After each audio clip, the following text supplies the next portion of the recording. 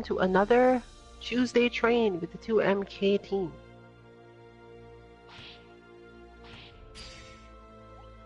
This is an East Coast Guilty Gear beginner to intermediate lobby. The information on how to join the lobby is in the stream title, and you can also get it from our Twitter if you don't have access to Twitch at the moment other than to see this directly.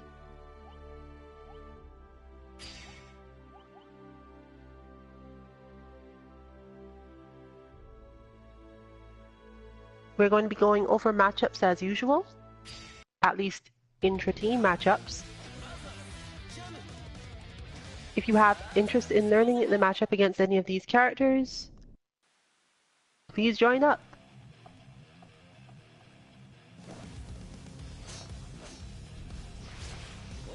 Other than that, this week we'll be talking about the general third stage that the team adds to their experience with any fighting game. Actually learning their combos.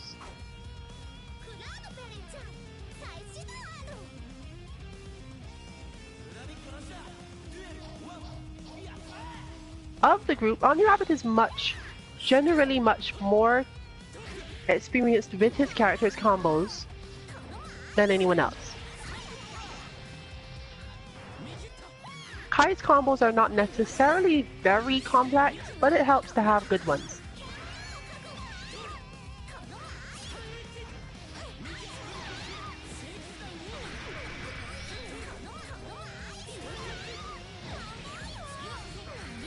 We normally focus almost completely on understanding how to win matchups and win in neutral, because these things are how you get any chance to do any combos at all in the first place.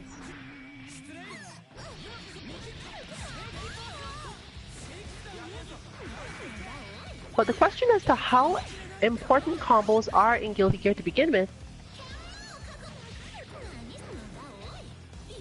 isn't something you can answer by just practicing them in training mode.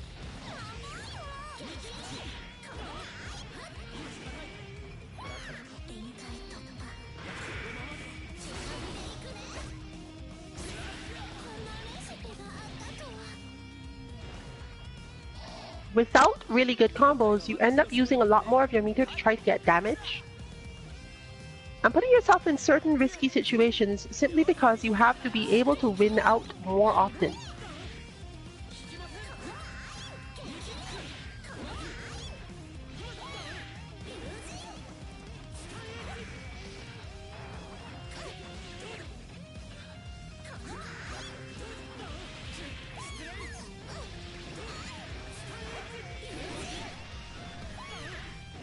A strong player will always put at least some effort into their combo game, simply so that when they are fighting a match where it is difficult to get a lot of openings, they can maximize whatever they get.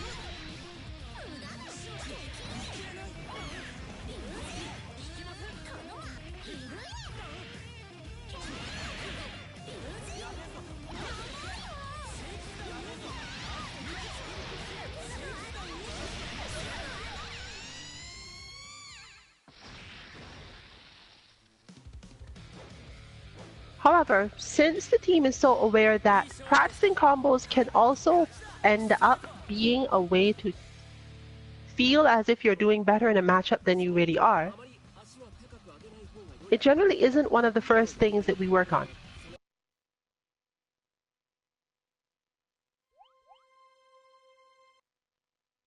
If anything, we have a sort of system for it, in that if you do not have a good combo for a situation that comes up a lot, you probably want to put some effort into it. But general combos that are aimed for damage, that you would then have to find a way to set up the situation for yourself, those have the potential to take up more of your focus in a match than you might otherwise want, and generally don't get practiced by the team until we get used to actually creating the situation.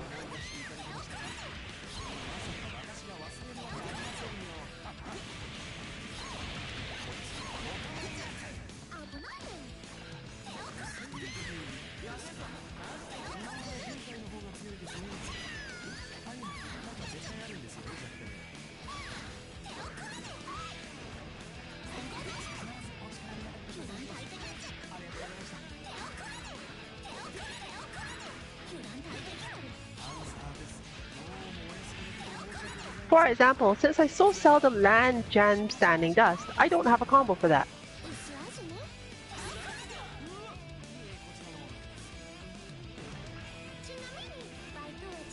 I don't chase the opponent, and I really don't know how much damage Jam can actually do after that move. However, if I were to encounter a matchup where that was a common thing, I would have not only the time to practice the combo, I would have a reason to do it.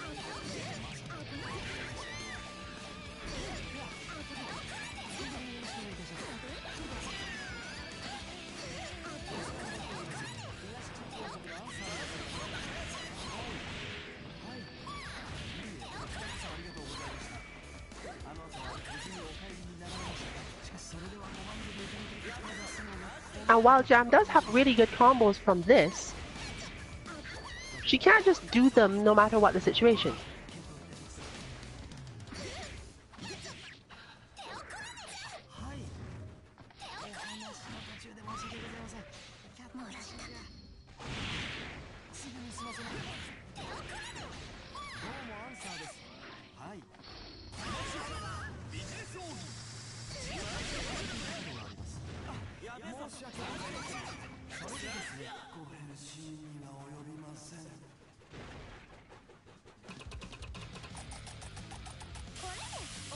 It's important to work out exactly what you believe your best option for combo learning is. If you spend a lot of time playing a fighting game only to learn a combo that your opponent never lets you do, you're much likely to end up frustrated more so than anything else. You either end up waiting a very long time before you actually get the chance to put all of that hard work into practice, or you spend too much time trying to set up the situation for the combo and potentially develop a weakness as a result.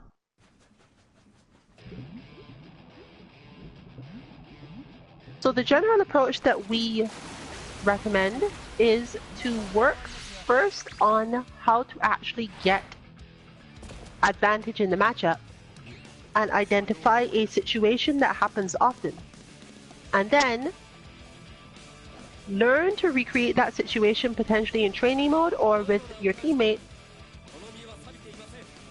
and develop and practice a combo to use in that situation.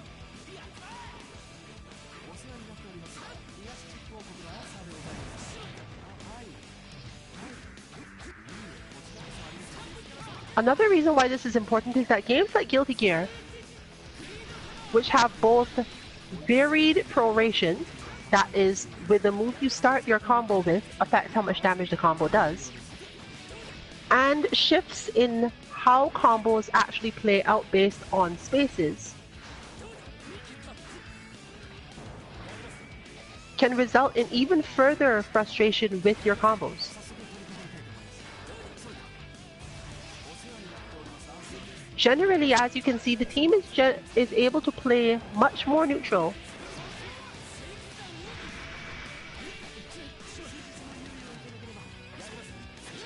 and learn the game through using that time to do simple combos and get used to the number of situations that those simple combos, or even just the first hit of those combos, can open up.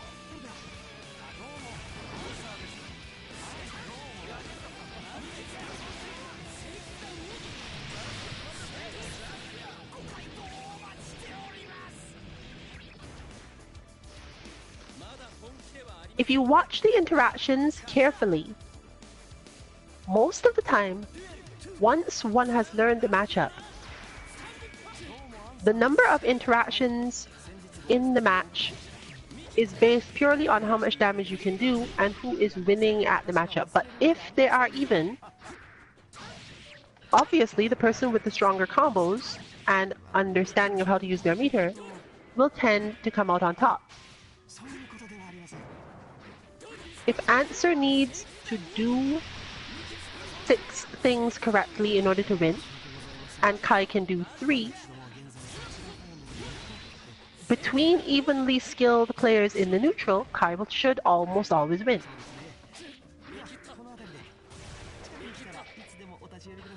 This applies both to people making mistakes and to mix-ups.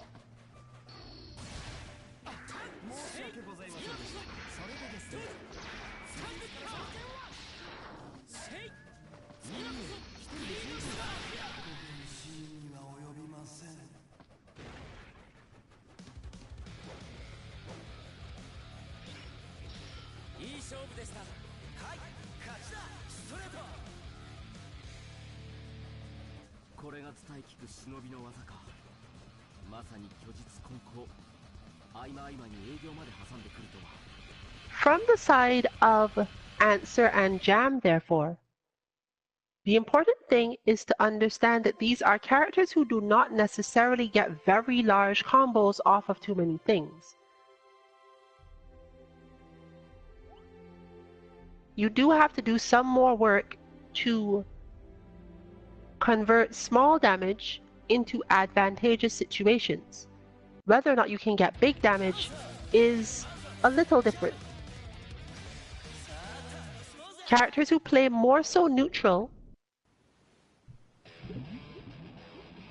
have a slightly different approach to this.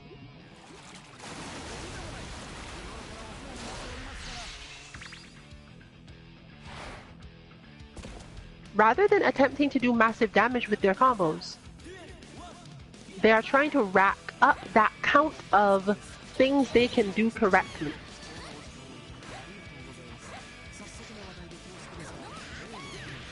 Jam is basically trying to get a higher count than other characters in how often she can be right,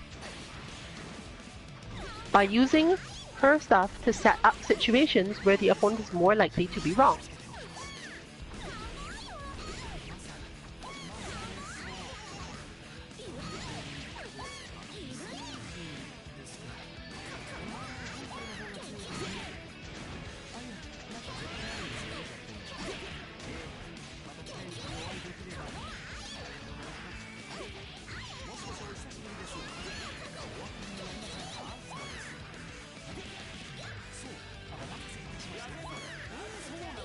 She's a decently good pressure character and a decently good tricky character.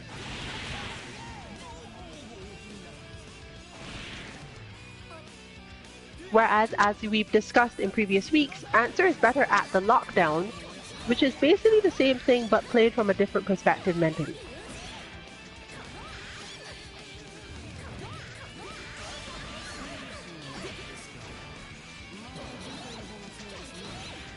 Some of Jam's moves can be somewhat inconsistent,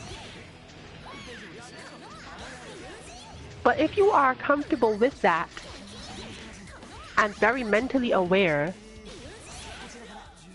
your situation tends to improve quite quickly because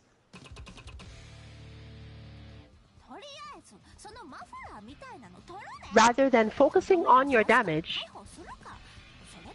or on whether or not your combo finishes, you have some adaptability in how you take your actions after it drops.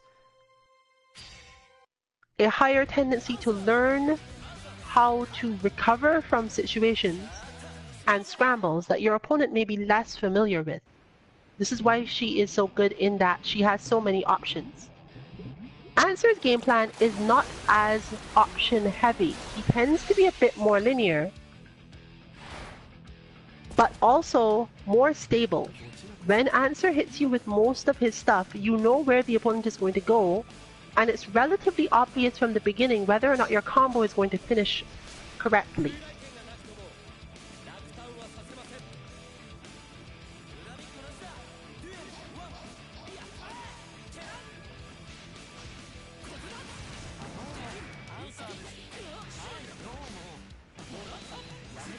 There's a good example.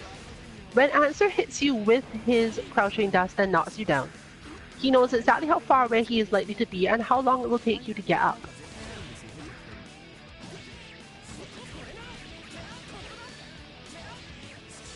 Whereas Kai's combo, as you just saw, can act a little differently depending on what the opponent was trying to do at the time.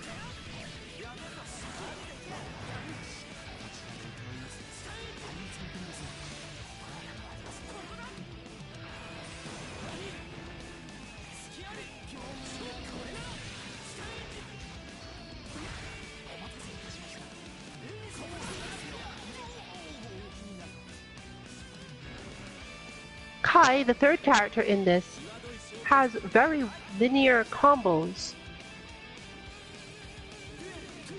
but a very strong concept of when those combos can be done and what opportunities come from them.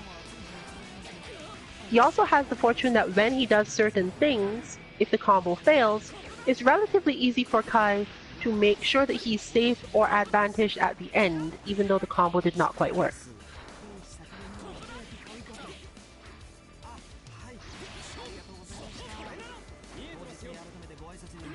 As you see demonstrated there.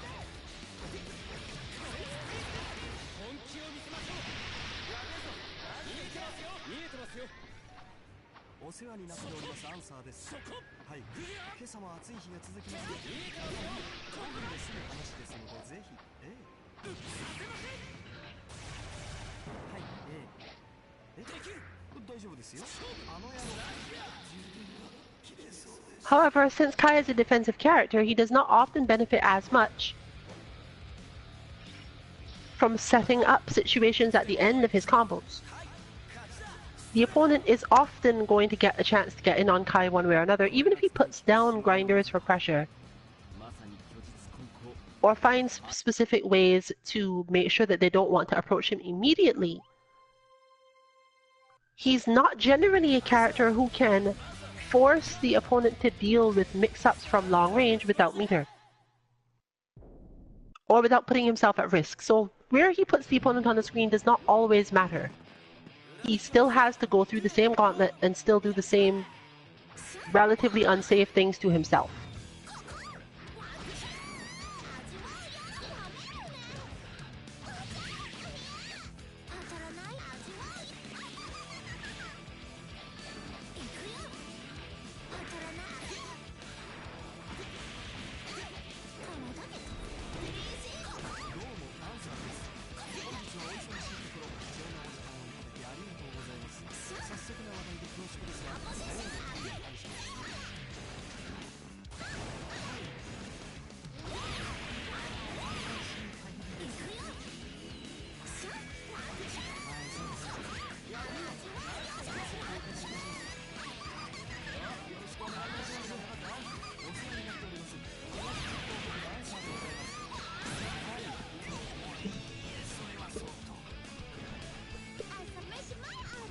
Since Jam's moves cover so many awkward spacings, she can set up a lot more of those weird situations.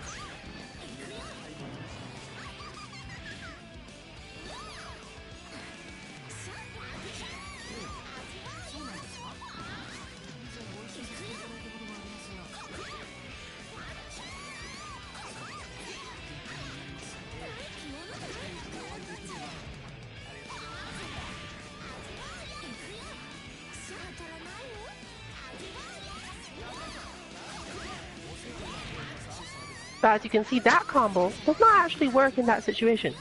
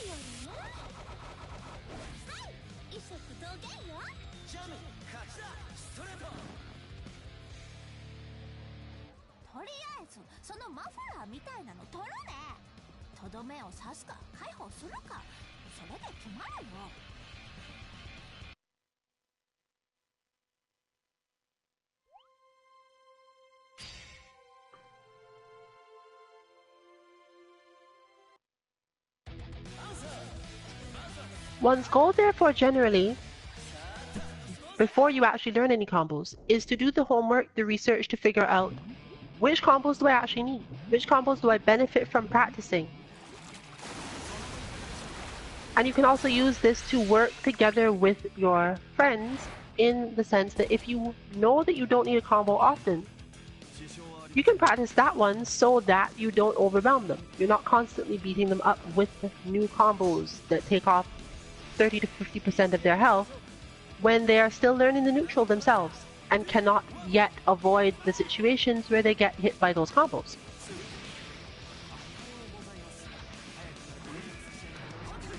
While still getting to at least somewhat practice and feel good about your progress, when the rare situation comes up and you are able to use your well-practiced but much less used combo to do a lot of damage.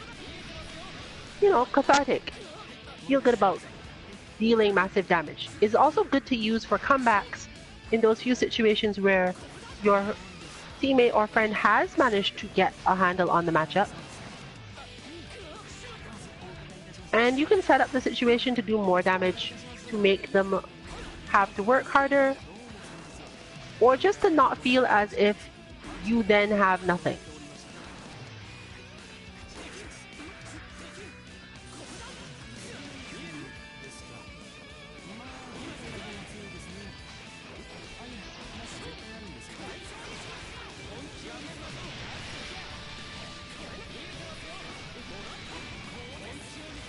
For example, right there. This can also help you practice being under stress and even performing those combos under stress, because if you do not spend a lot of time learning your combos against players who are less skilled than you in neutral, those matches where they do manage to come out on top in neutral, you generally will have a much lower health bar and need to set up the situation where you can do a lot of damage to make the comeback.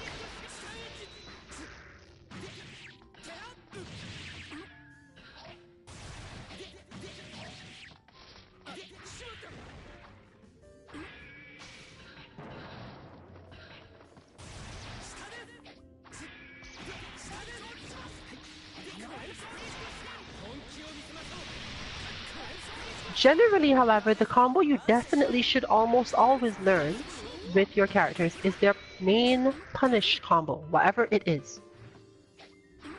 Guilty Gear is not a game that has what we consider the main punish combo. This is because of the high variance between the characters and their game plans,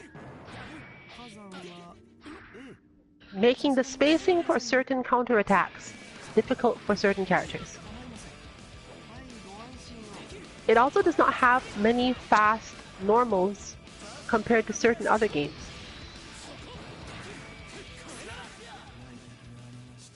Without your opponent having made a relatively big mistake.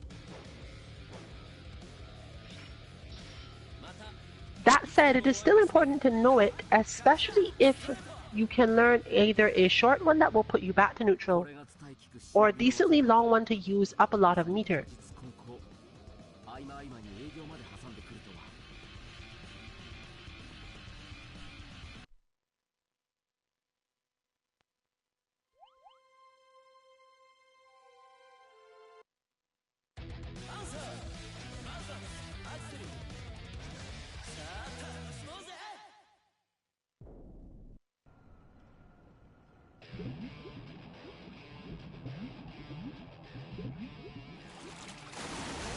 It is at this point generally that understanding your character's frame data is important to you.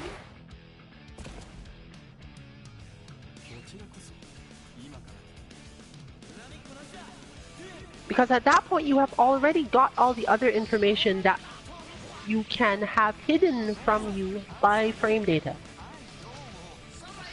You have probably managed to not form too many opinions about specific moves based on their frame data. But you have maybe an idea, you know what, this might work. It looks like I should be able to use this in punish situations. It looks like I should be able to follow this up with this other thing. When you've gotten to that point that you feel that you understand your character and their matchups, you're no longer studying your opponent's frame data as much. You're no longer looking to see what is safe or is not safe.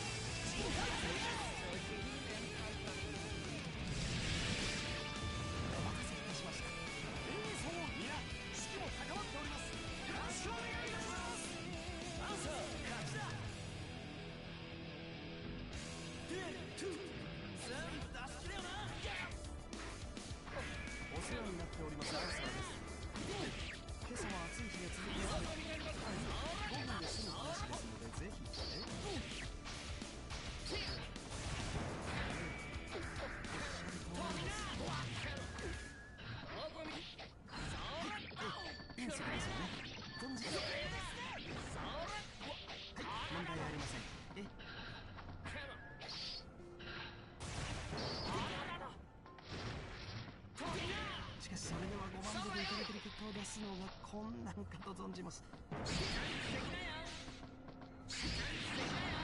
では社長、司会もよろしくお伝えください。それでは。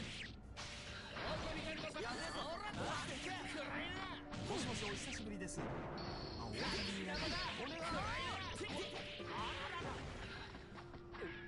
余裕でしょ。やべえぞ。いえ、こちらも同様に考えております。そうですね。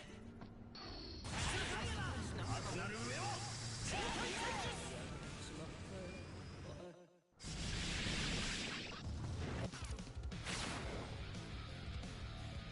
あなたの技は全て完全に見切ってはい、チェックボールですか。すいませんでした。アンサー勝ちだ。ストレート。時間を有効に使おうと思う者に限って暇の豊かさを忘れると我が主は言っています。発展的な優位ではなく普遍的な得意を作り出すことが我々の命題ということです。時間に追われるような生活は認めませんよ。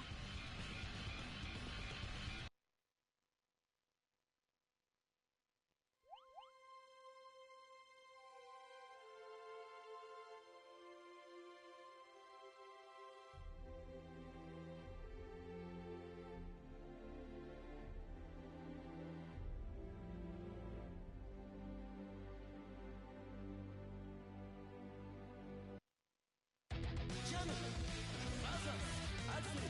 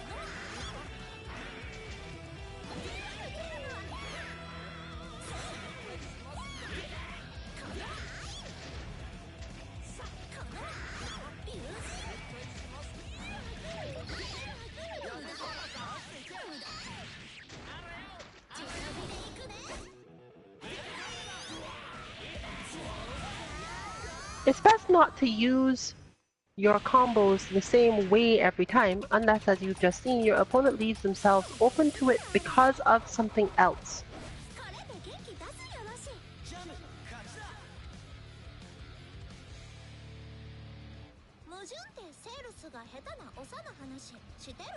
In Guilty Gear especially, combos are a thing that you cannot necessarily push until you have achieved for most characters. You do have to put some effort into understanding the fortunate situation in which they have become available to you.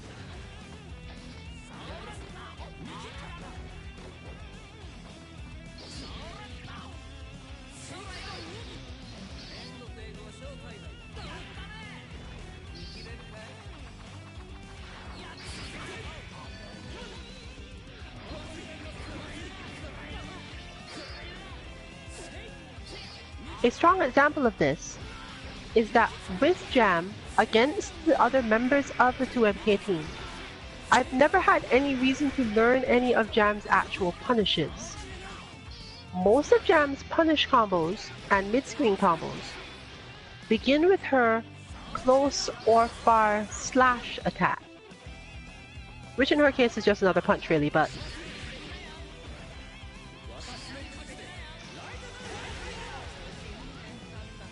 functionally, one's aim with that level of combo is the amount of variability she has in how she deals with the situation. But for this team and for Jam in particular, given the way both that I play her and the way that the team in general plays, I'm very unlikely to ever be punishing anyone else doing anything. If I am, it is almost always in a situation where they have whiffed something or done something terribly unsafe and mistimed it. And as a result, I get to do a bigger punish, quote unquote. But my range is likely to not be so good, and I'm better off not starting with the standard S, the standard slash as the combo starter.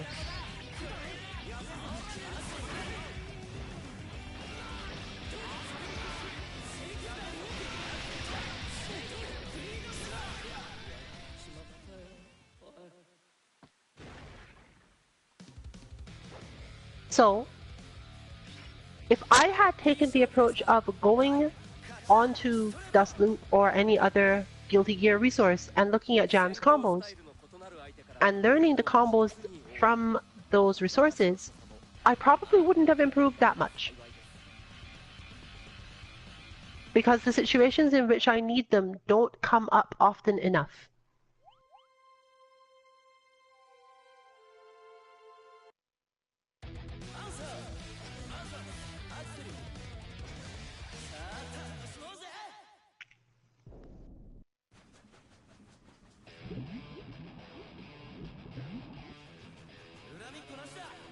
Similarly,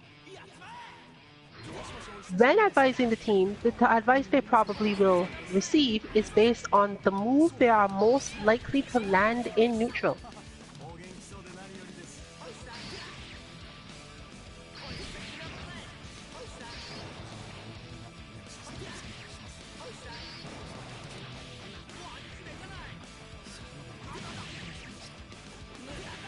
One good example is that against Axel in particular, Answer is more likely to land his jumping attack, the multi-hit that you see there, than many other things. So learning a good combo from that button and when the combo will and will not work would be relatively useful.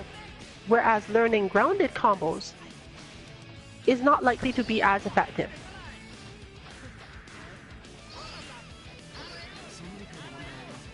On the other hand, against Jam, Answer is extremely unlikely to land that attack.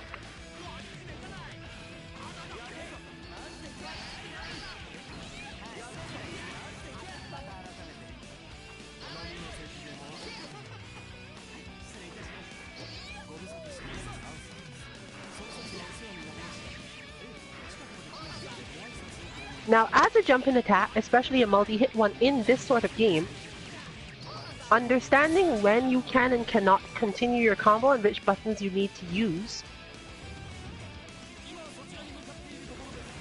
becomes progressively more and more important. But this is the sort of thing you can grind in training mode. You just have to understand how to do it. For beginners, it's easy to get themselves into the bad habit of jumping in with the optimal scenario, with the optimal spacing, and landing their combo from there. But this will not lead you too much because you simply can't guarantee that that will happen every time. You can't be sure if you will cross up, if your opponent was doing a different move. All of those things become difficult to guarantee in a match.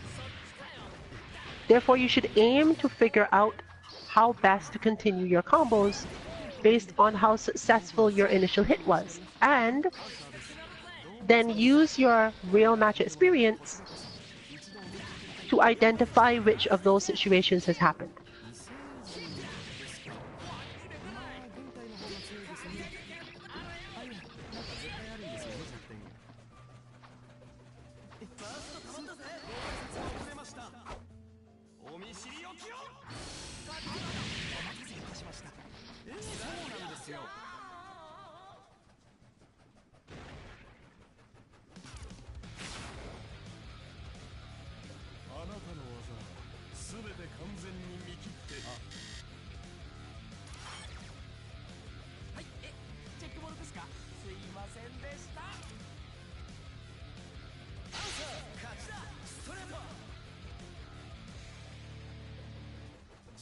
So, just for the sake of the standard style, let's look at what combos the team most likely needs and what they are more likely to drop, and therefore might as well spend at least some time practicing.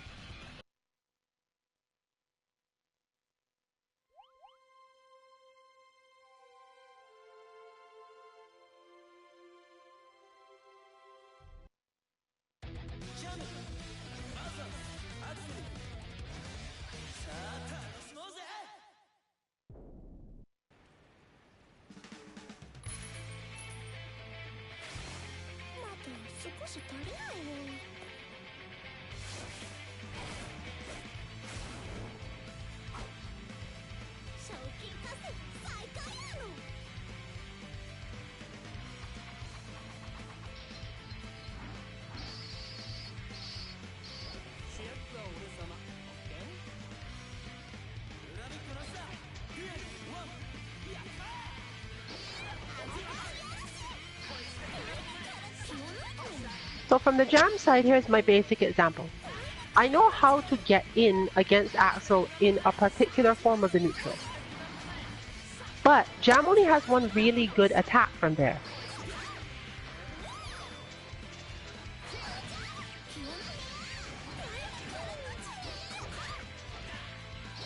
What should follow that attack?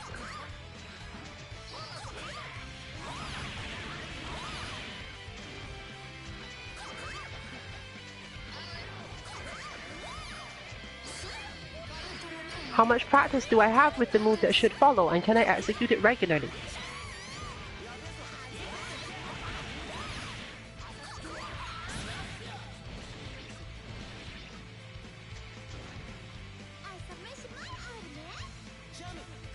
You can also use this sort of situation to find, rather than the optimal spacing for the combo, the worst one.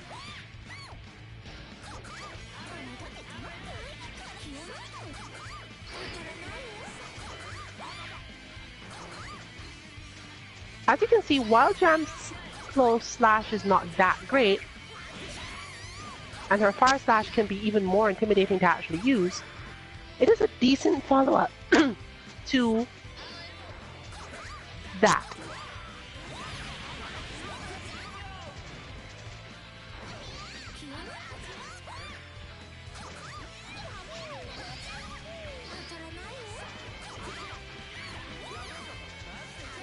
But I'm not used to that combo, nor do I actually know if I do well if it's get blocked or something.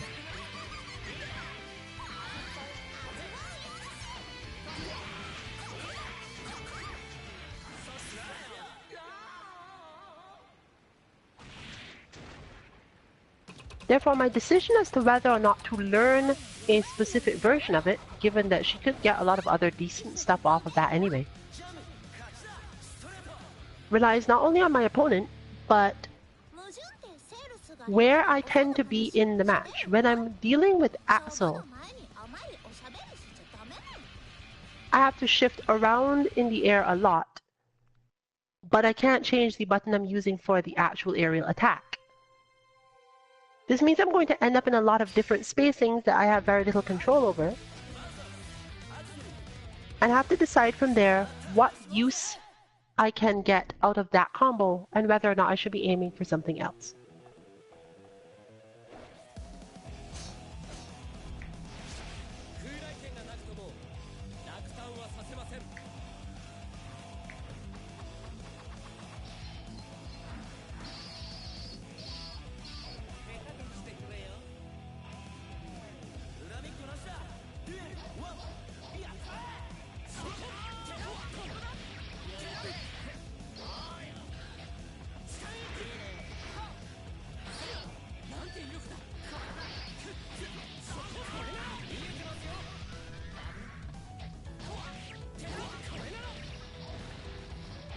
From Kai's side, as you can see, being able to actually cancel that standing attack directly into his forward strike is relatively important to this matchup.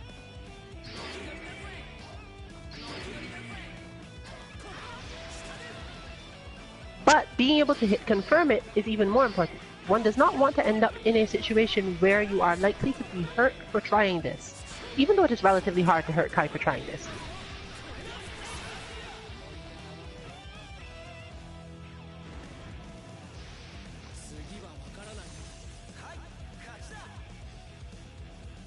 When one understands the likelihood of hitting with something just like that standing heavy,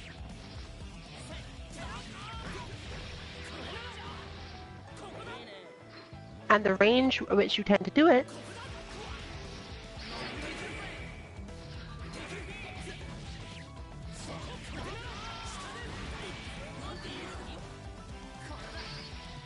you can then decide how important it is to your game to learn to hit confirm itself.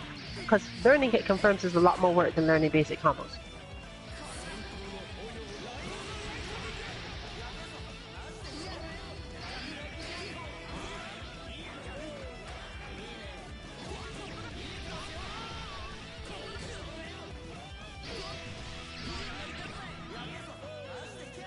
But as you can see, for Kai, being consistent with that, especially the follow-ups to that, lead to a lot of damage.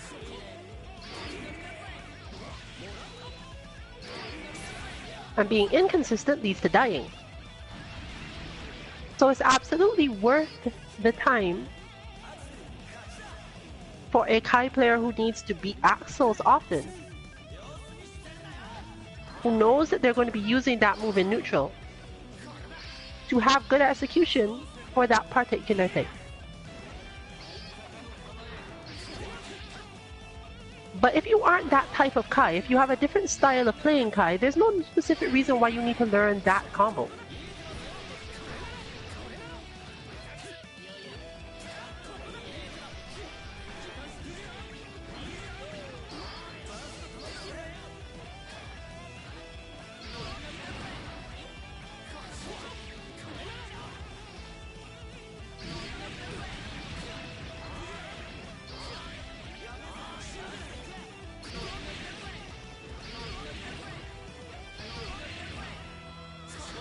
Or if your Axel is so good at keeping you out that you never really get into the range where they are likely to ever be hit. That's good if you are aiming to eventually convert off it if you happen to hit them in neutral, if you really need to get as much damage as possible due to it. But that won't necessarily save you all the time. Instead, it might make more sense to look for specific places in which you can get sliding attacks or set up things off of fireballs or grinders and spend your energy on that instead.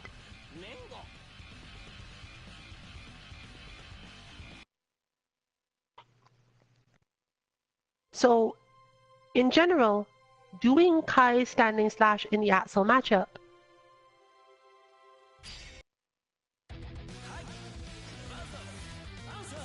comes down to whether or not your opponent is likely to get hit.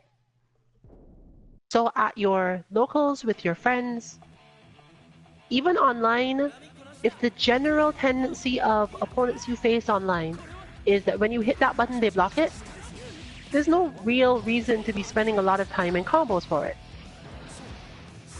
But one interesting thing you are seeing here that could make a big difference, when Kai does hit that, and the opponent is not on the ground at the time,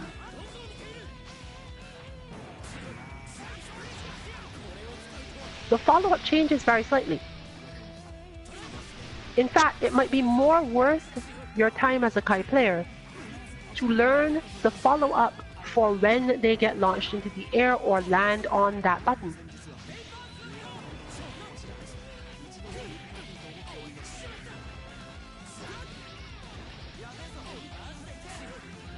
Not only could it potentially convert into more damage depending on the character. I'm not actually speaking from experience there, I have no idea. But if it does, and you must choose between practicing the one where they land on the standing slash and practicing the one mentioned before where you cancel out of it to get pressure on hit confirm on the ground. If you find that most of the time people are landing on your slash, then absolutely practice the other combo. Even if the combo is not as good, even if the combo does not do as much damage, even if it takes much more effort to think about, that is the one you practice first. But make sure that you have made that decision based on an experience you've had in a match.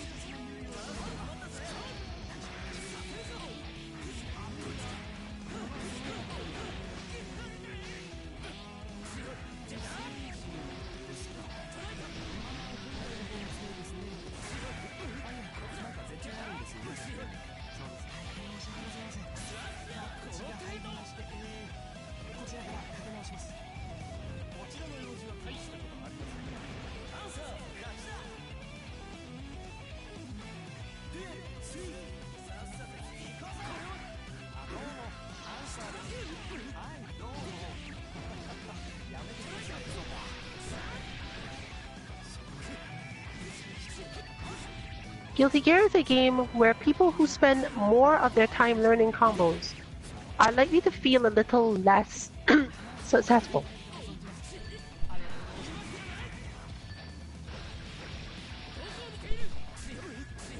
Because even good players will tell you that unless you're playing at an extremely high level, the timings where you get to actually use your max damage combo come up very rarely.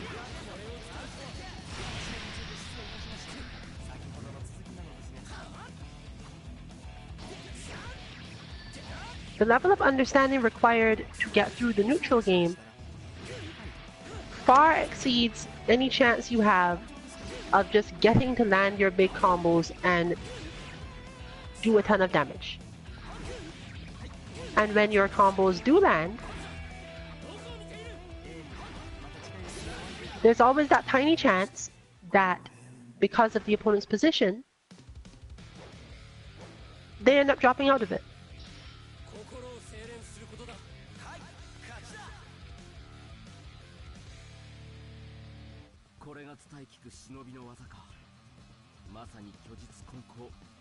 合間合間に営業まで挟んでくるとは。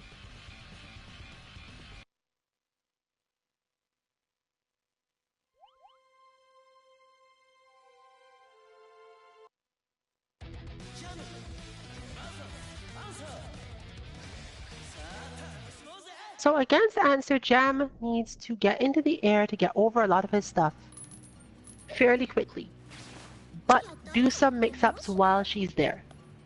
Otherwise, answer will just use his crouch slash, I believe it is, to anti-air her out of everything. But she can mess him up by delaying certain things or not attacking and so on. However, all that gives you a way in, but if the main way you would actually deal any damage relies on you landing a close-up jumping attack, you often have to stress against answer because he's not going to let you land it in a way that lets you hurt him.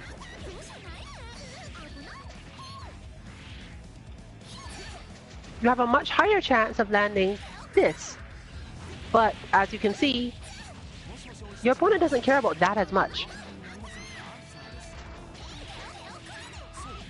Both your spacing and your timing are completely different after jumping kick.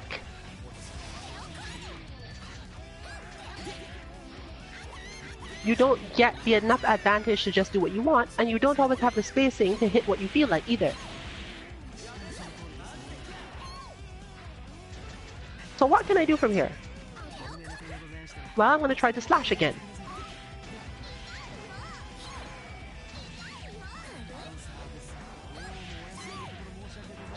But you see, I don't end up close enough to do the close slash at all. And far slash is only really good if it counter hits, which it could do, but certainly not the best of situations for me.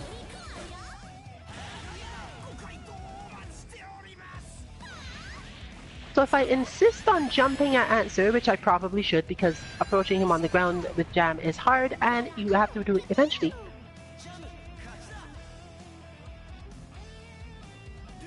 I need to think about how I want to deal with that.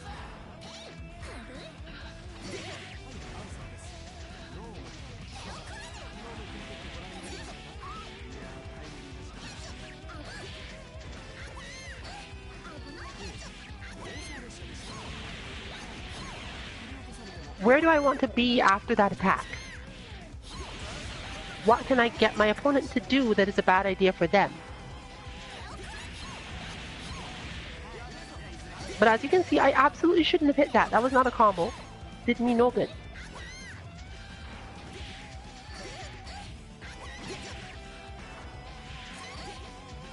If I cross up with it, I can't get forward kick either.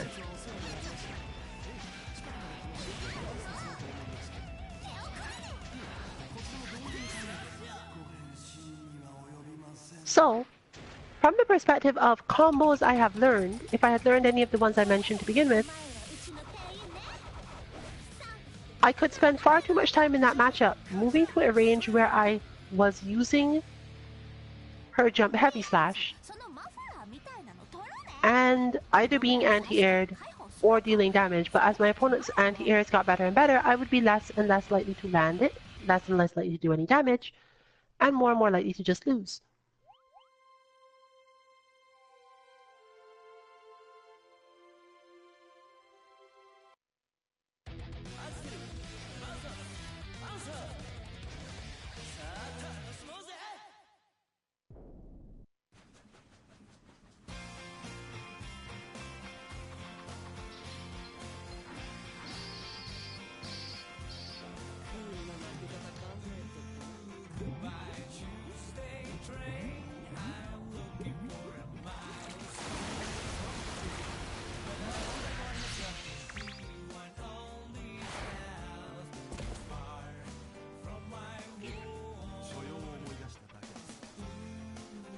So, from Answer's side, as mentioned before, Answer's main options against Axel mostly involve managing to get into the spacing to land a jumping attack.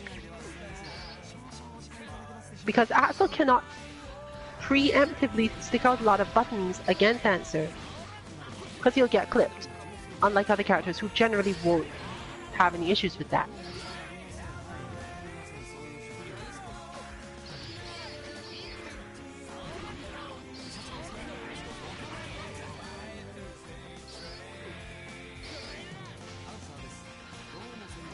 Answer is simply too comfortable far away from Axel compared to most characters.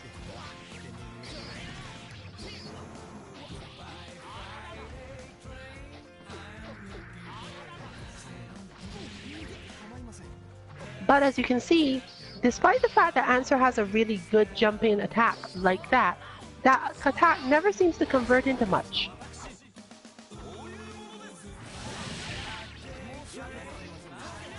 The question then becomes, is it that it normally could, but you have to learn a very specific combo? Or is it that Answer simply has somewhere in his arsenal a better attack for that spacing or timing?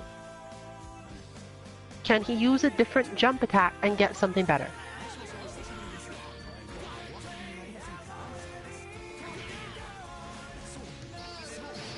And that is the sort of thing you can only learn properly in serious matches.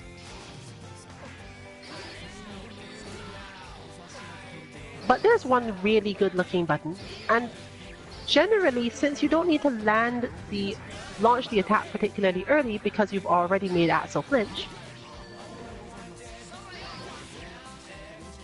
there's a good chance the Answer can in fact use that particular attack for his jump-ins against Axel, at least the ones that he doesn't expect to cross up.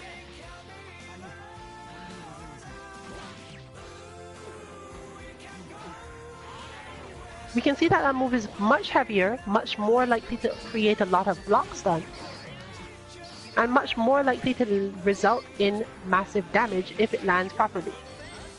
There are many more combo opportunities there. You can see the difference between Jam and Answer as characters. Jam is hitting the same button probably, jumping, heavy slash. But Answer's is so much more effective at getting him close to the ground and getting his next attack started due to the same frame data that was previously mentioned. That Answer's options improve when he uses it, whereas Jam's somewhat decrease. Against Answer, that is. Probably against Axel too, but depends on the Axel.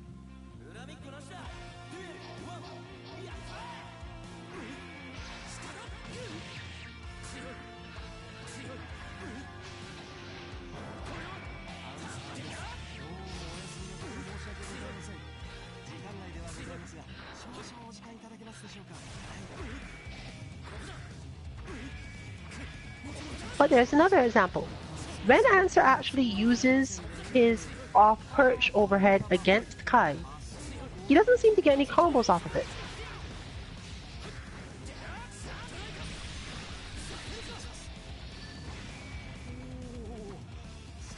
All of these little things are what help you make decisions as to how to approach matchups.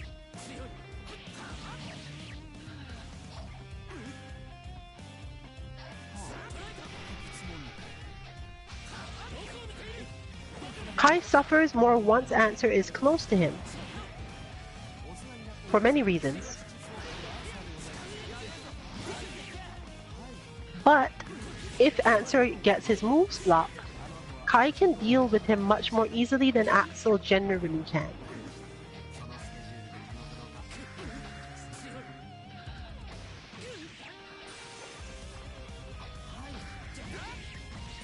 Therefore, going for the combo that works against Axel is not necessarily a good idea against Kai.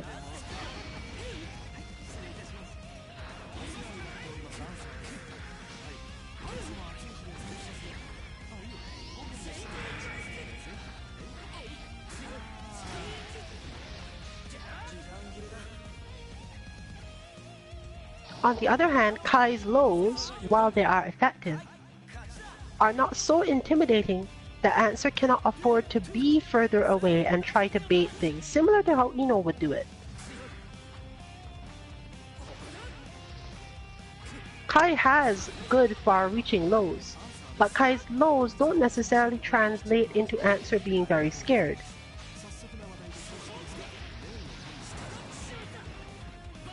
Therefore, Answer is much freer to use the standard button that we've been seeing used before.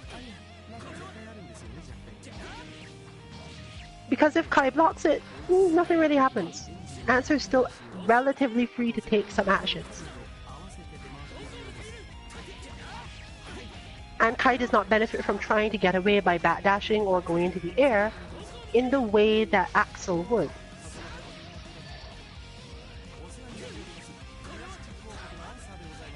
Furthermore, Kai has much less control over those vectors above his head, in the strict sense.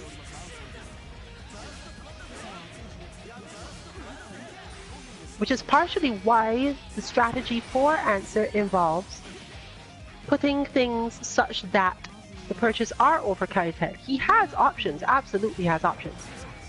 But those options are so unsafe that if he can be baited into them, Answer can get a much bigger advantage.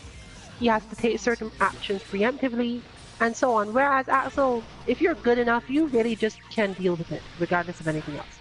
And you can deal with it fairly patiently, too.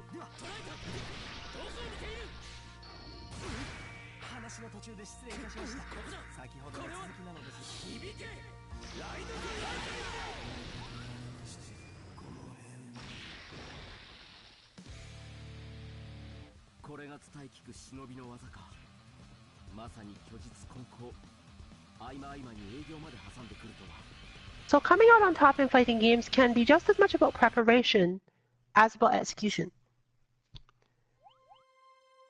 We simply don't all have time to spend practicing every combo until we're pro anyway. So in order to keep up your will to play the game and enjoy it, practice the combos you're most likely going to get something out of, not the combos that necessarily do the most damage or that someone has said you should do.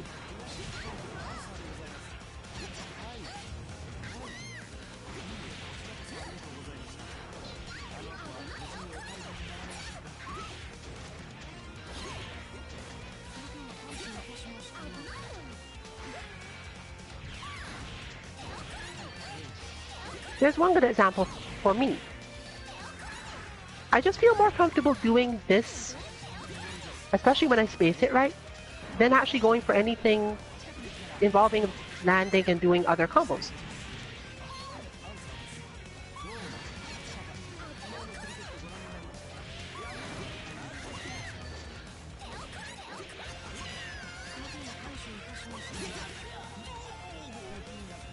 My overall benefit from doing that very simple cancel into something else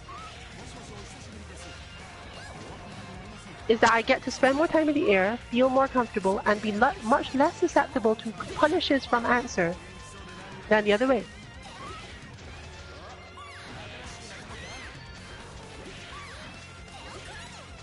And I know that many of Answer's moves will move him such that he doesn't get to do anything after it. So I just get away. I have a much higher chance of using my own moves.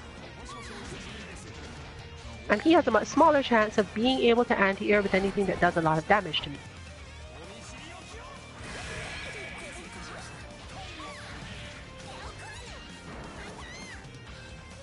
And while that may seem like a terrible idea, and for many characters it would be, against Answer specifically, it's not that dangerous to do that.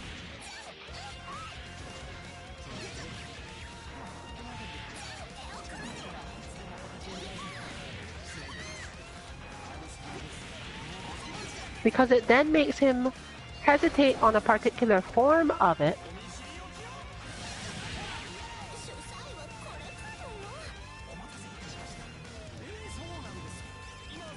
given that Jam can then use all of her mix-ups, whereas if she was just continually trying to get the correct space to do the other combo, she'd be in a lot more danger.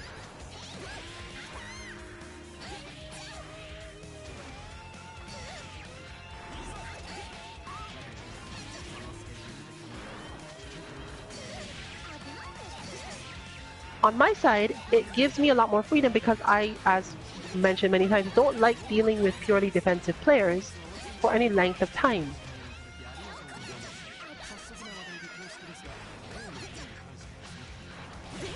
The idea that my opponent can just stand there and hit buttons and knock me out is generally frustrating enough that I want to be able to do something action-wise.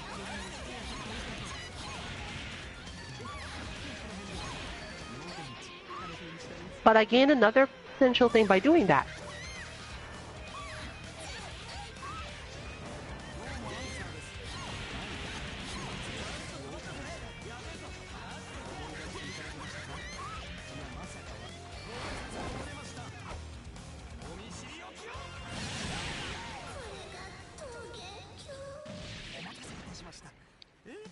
If I had chosen to charge any cards,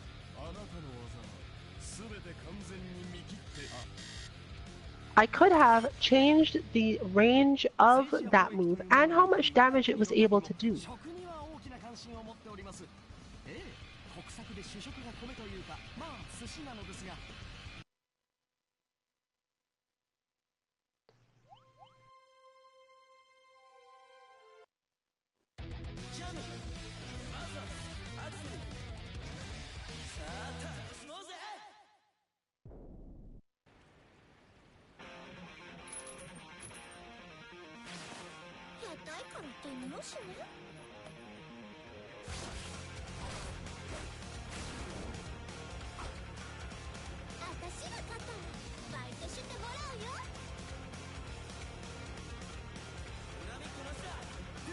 The next level of this is to use combos and the way combos fail to set up spaces.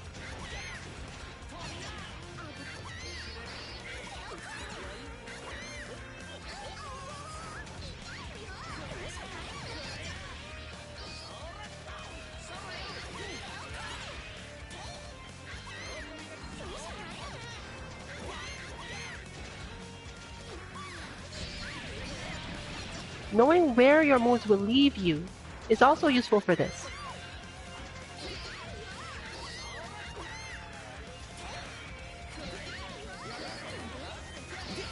Combine this with your idea of how offensive or defensive your opponent is. For example, most opponents against me become extremely defensive, to the point where a lot of the time I end up scolding the team because I can walk up and throw them for most of the round. They're so used to my pressure being constant that just blocking seems like a good option. Especially since most of my characters, while they do get good stuff off throws, getting opened up and put into worse situations is terrifying compared to that.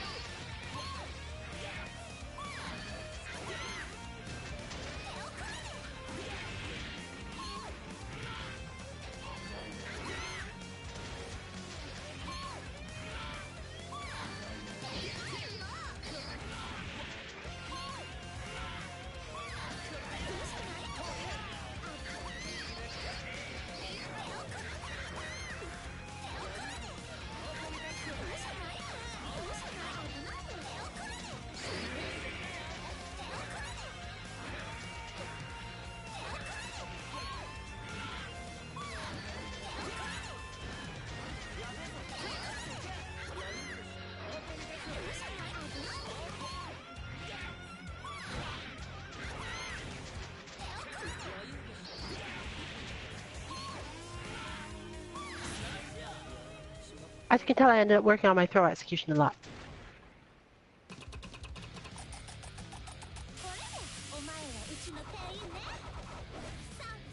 Similarly, if I wanted to work on combos that would make me more effective against my teammates in particular, I should just work on combos that come off of throw follow-ups and use my meter in those spaces, because my understanding of flow and spacing generally makes other players uncomfortable under pressure and in certain parts of close range neutral. enough that throws are a thing I must use to open them up a lot. If I keep on doing very little damage off throws, then they have no reason to worry about this, and I have no way to condition them.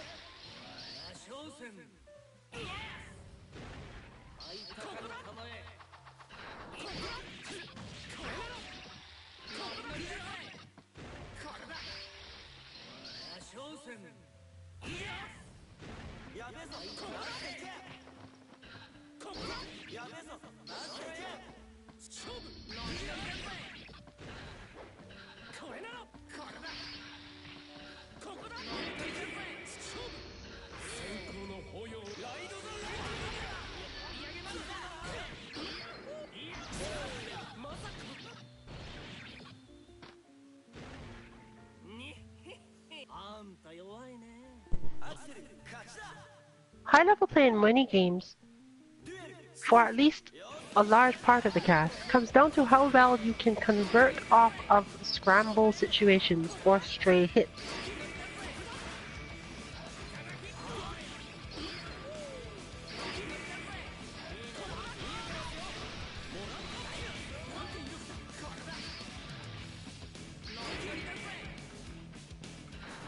Different characters have different aptitudes for this,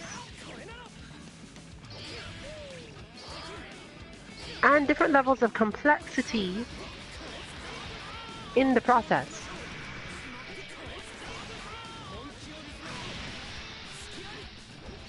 To some extent, characters can even be rated in many games by how hard it is for them to convert off their stray hits. This is further compounded by whether or not a stray hit has a particular state it places you in, and whether or not it being an aerial hit blocks you from continuing the combo or even changes the property of the combo. Because this is also something that is possible.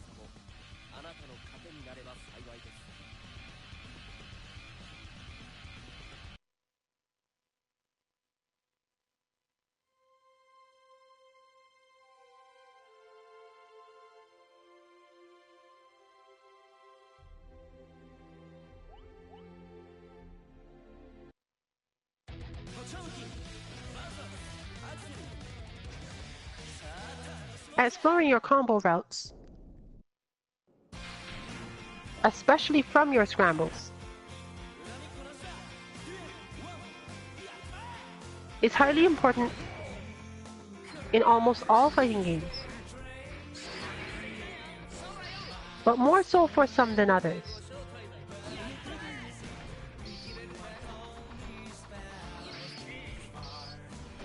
In general, fighting games that require a lot of awareness to convert off your stray hits with more characters than usual are Guilty Gear, the new Dragon Ball FighterZ,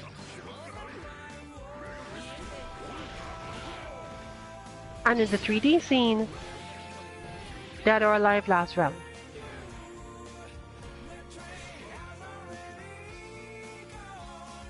Games where this only affects certain characters and on average does not affect most of the cast. Not most of the cast. Are Tekken, to some extent Virtua Fighter, Street Fighter V,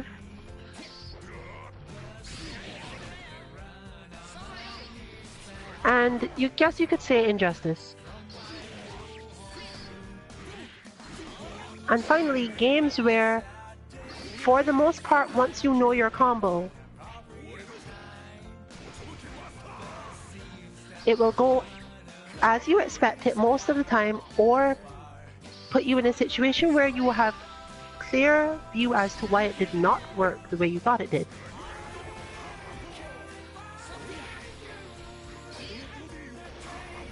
In the current era of fighting games, that is basically Unio, except for the new characters, there are some shifts in Unio. Unio, BlazBlue, usually Soul Calibur, though we can't be sure what 6 will be like, and King of Fighters games.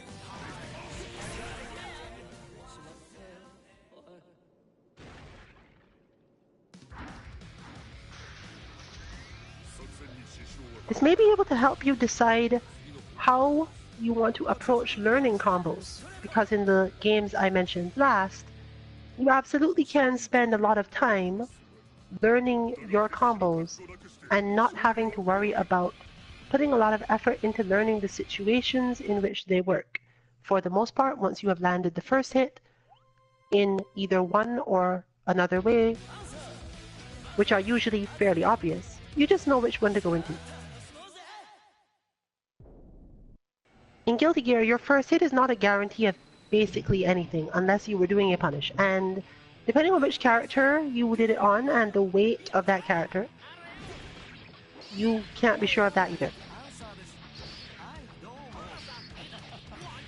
The weight of characters is also a thing that is a part of Dead or Alive combos, for example. In Dragon Ball FighterZ, it's a matter of hit boxes and hurt boxes and some other stuff regarding where your opponent was on the screen and what they were trying to do at the time.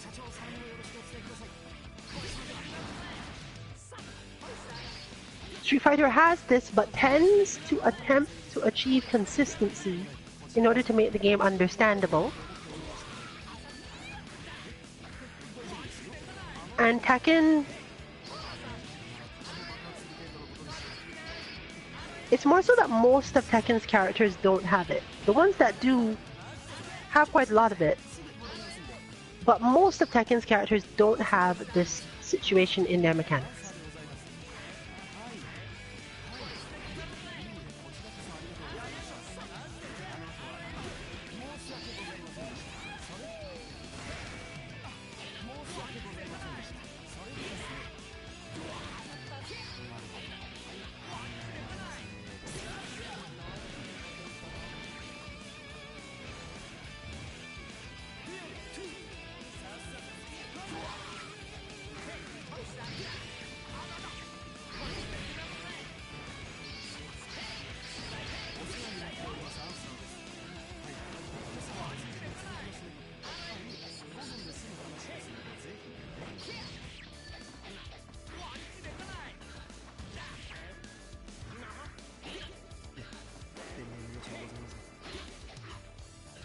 I bring it up so that you know what to pay attention to in each game, And if you feel as if you're not ready yet for games where scrambles are important and you're just learning the basics, you know what to expect of yourself. Even if you don't necessarily want to change which game you want to play, understanding that the combos you see done may not be something that is constantly available to you. And for example, your favorite top level players may have put in a ton more effort to make sure they could always land them. Can help you set your expectations of yourself better.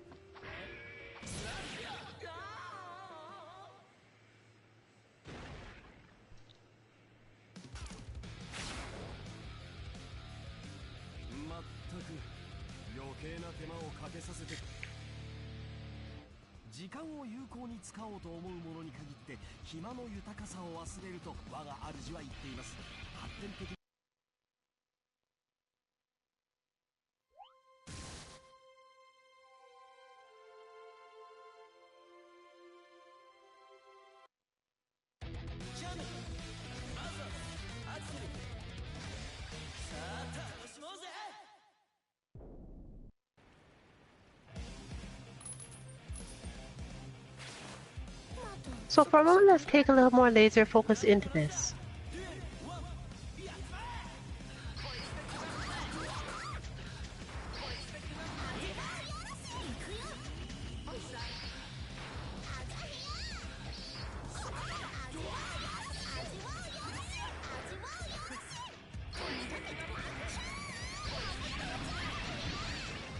As you can see, making the wrong move on Jam or trying to end the combo incorrectly can lead to a lot of damage against Axel. But understanding how to convert that particular combo, that one there, can reverse the situation for you fairly quickly.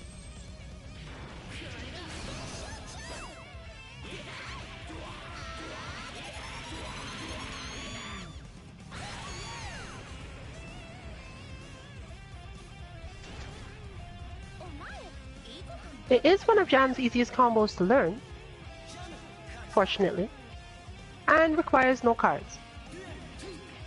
So I can go straight into playing relative neutral with Axel with the expectation that I can do 25% damage if I need to by spacing myself correctly and setting up my opponent for a particular thing.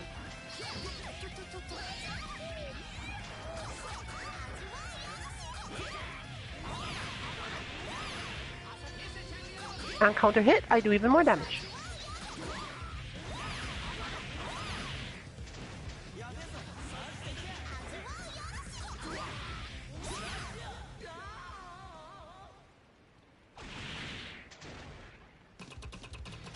By knowing that combo, therefore, and feeling comfortable when doing it, again, it's a really easy combo actually. At least if you've been playing Jam for long enough to be able to do all her moves, that one is not that hard. However, if I face a different Axel who is less likely to get nervous in that space, I will have to learn a different version of that. Specifically not a combo, but rather something to do after being able to do that move and then being blocked. Jam has a fair set of options that Axel can't easily deal with, but that are relatively harder to execute when under pressure and lead to weird things if you don't react quickly when she does get hit.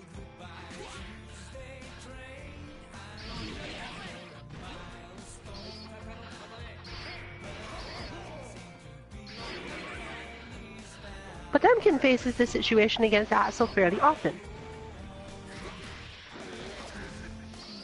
Potemkin actually needs to be able to combo off that charge you are seeing in order to be very effective in this matchup. He can do tons of damage when he does, but as you can see, he doesn't actually do a lot of damage without getting in or comboing off that move. Axel avoids a lot of Potemkin stuff, so he has to be constantly looking for that space.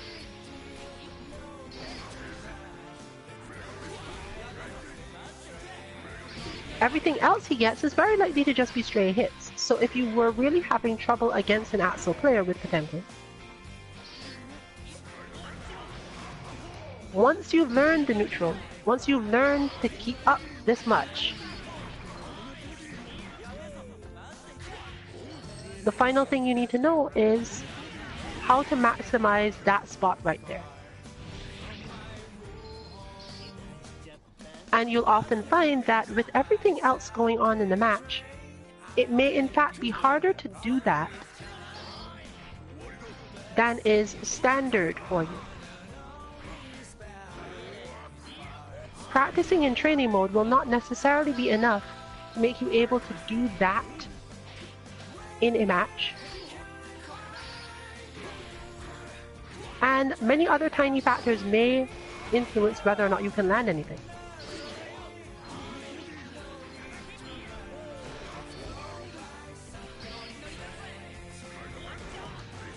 Similar things happen when you need to use meter to continue a combo using your Roman cancel.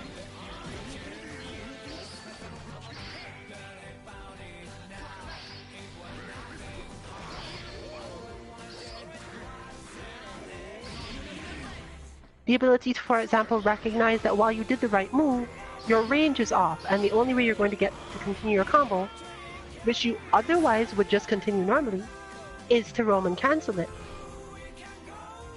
Your preparedness for both recognizing the situation and doing the Roman cancel version of the combo is what makes you dangerous in games like this one.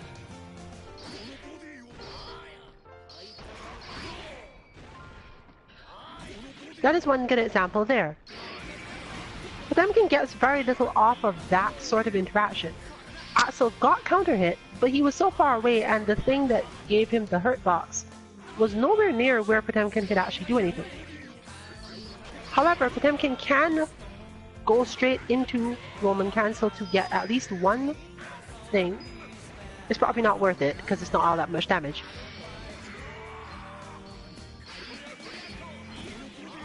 Or he can do a jumping attack into a blitz, which, while not a combo, is pure advantage for him.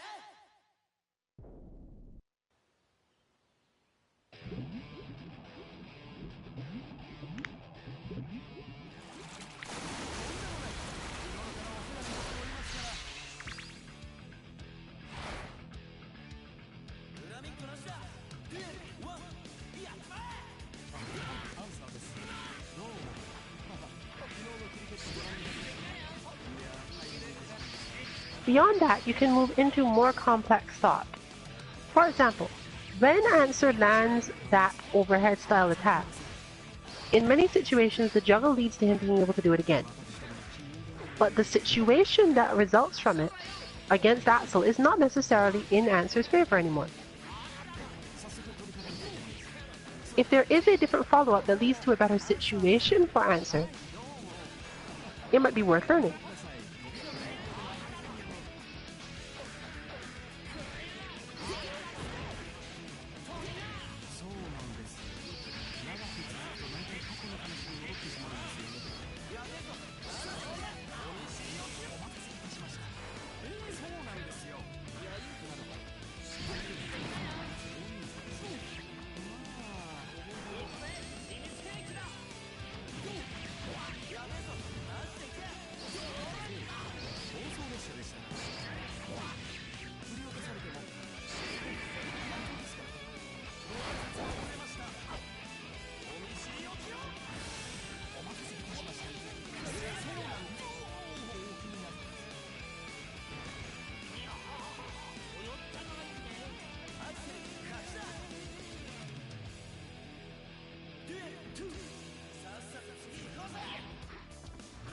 For those of you getting into Dragon Ball Fighters,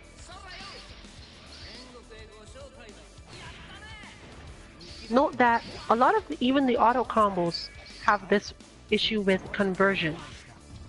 The better combos have spacings that they work at and don't work at, and you need to pay a lot of attention to this.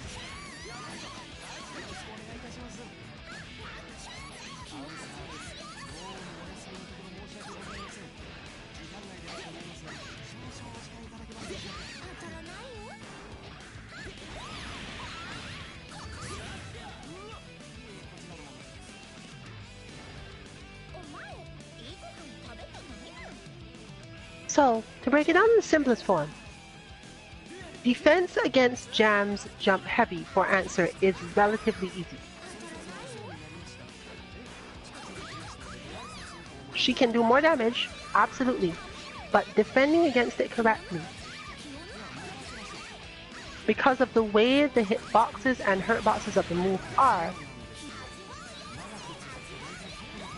Answer can get away from a lot of things, and he's at the better spacing whenever Jam messes up anything.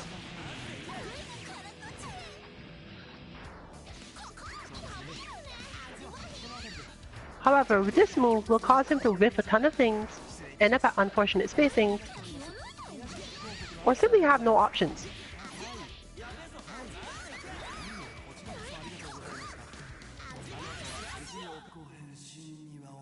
Improving my situation in this match considerably, simply by changing my jump in button to one that definitely does not lead to as much damage if it succeeds, but has much higher chance of success as a generality.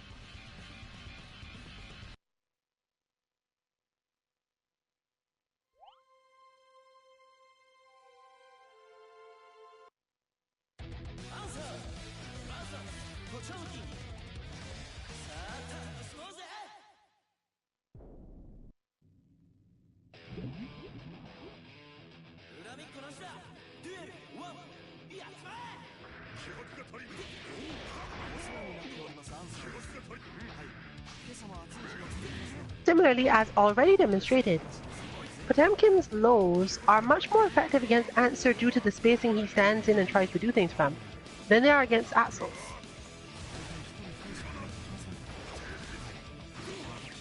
If you can convert off Potemkin's lows in this matchup, Answer must fear you a lot more, because you can turn the matchup into this, basically doing low or anti-air.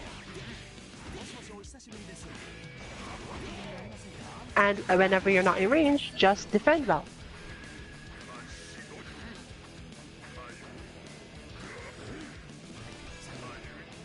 They have enough pushback that it also messes with Answer's spacing and timing for things.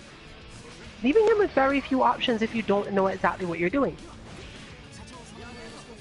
For Potemkin, it's important for Answer to put his perches high in the air so that he can move to the one above his head, where Potemkin cannot easily attack, and then force Potemkin's response to be more difficult to determine. He can't decide necessarily in a very short space of time how exactly he should deal with Answer. And his approach is basically just as cut off, so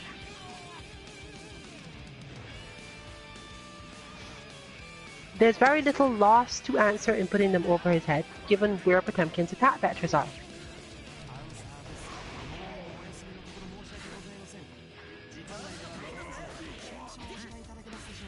Potemkin is also tall and falls for a lot of Answer's shenanigans, and needs to spend a lot more time trying to get in and can't just pure defense compared to other characters.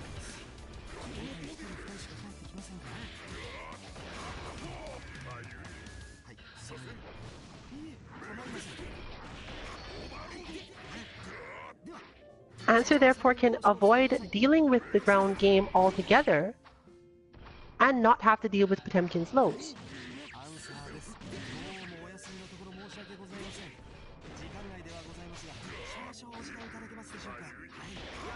Potemkin in turn must use more of his charging moves, not because they specifically help a lot in terms of getting Answer to keep quiet, but that once he's using them, Answer can't pin him down either.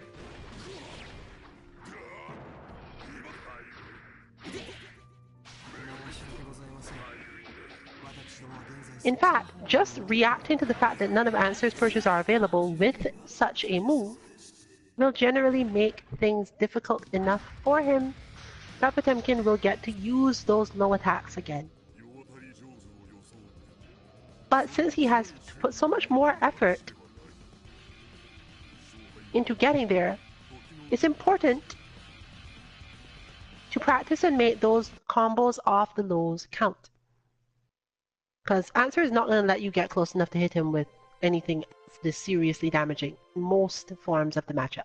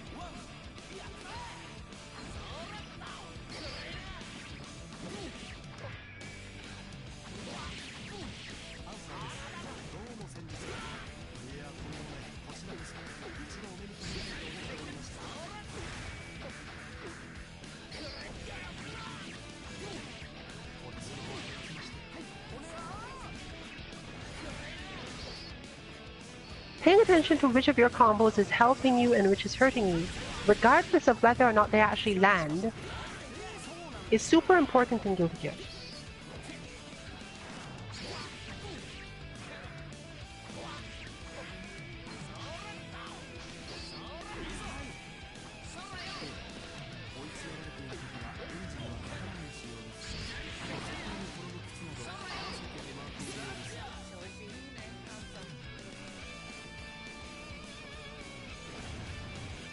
It's further important that there is some difference, if mild, in the recovery of air moves in this game. This is more so related to where the move puts you height-wise, i.e. your jump duration is changeable. Any game in which your jump duration can be changed, for any reason, will generally not make any effort to make sure that doing a move does not delay that jump landing.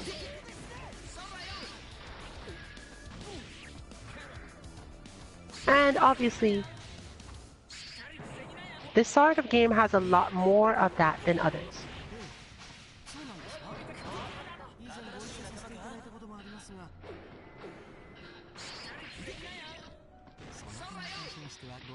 So, if you were not aware, for example, when Answer uses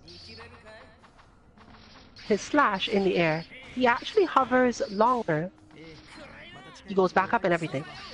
He hovers longer than if he used his heavy.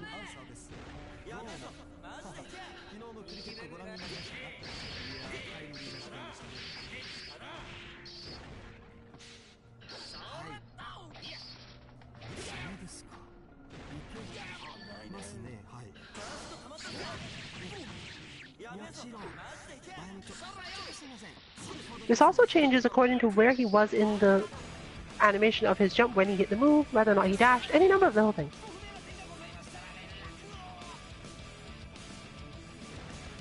The physics and velocity of both this game and Dragon Ball FighterZ allow you to spend more time thinking about how your air normals should be used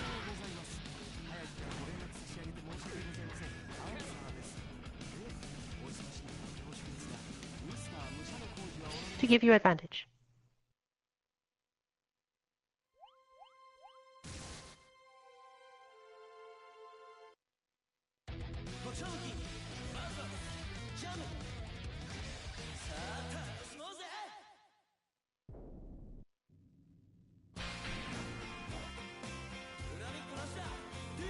This matchup is a different beast altogether because Potemkin is very effective against Jam when Jam's defense is bad.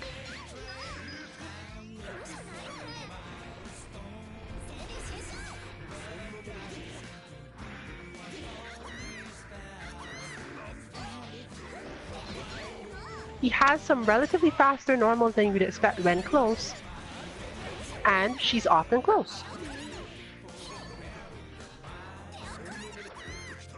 His own defense stands up against her quite well, given that he can just generally hold out a lot of things without having to worry about it. And his larger body means that she cannot do certain moves and still expect to be close enough to get her throw. Therefore, in order to win, you must fake that you're going to take any action at all, and take a lot of weird things that move your hurt and hitboxes around, so that Potemkin ends up responding to stuff that isn't there. Jam's hurt box, when she does not attack, is actually really small.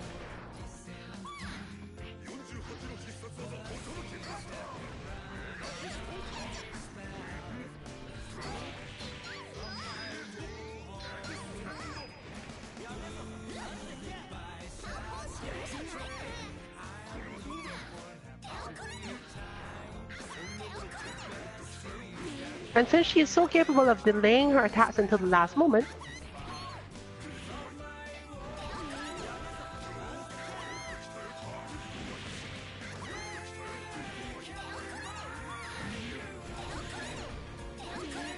you get to do stuff like that.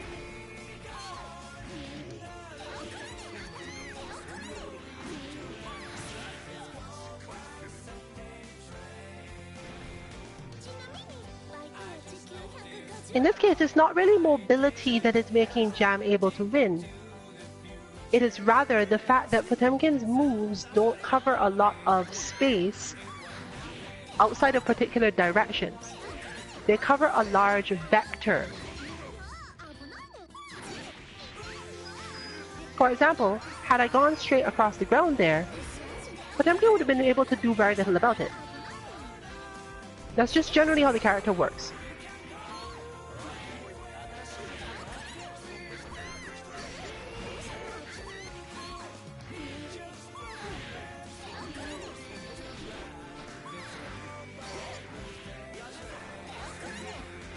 But as you can see, when I just actually head-on attack, Potemkin's defense is really good.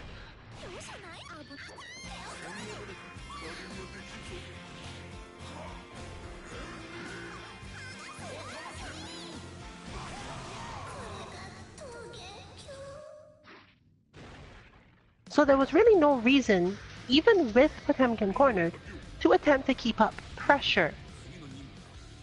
There's nothing that Jam can do given his body size and his ability to grab her while she's trying to retreat. There's no way to benefit from doing only that. You do it long enough that your opponent thinks about it more. And then stop. Then just move. Don't actually attack.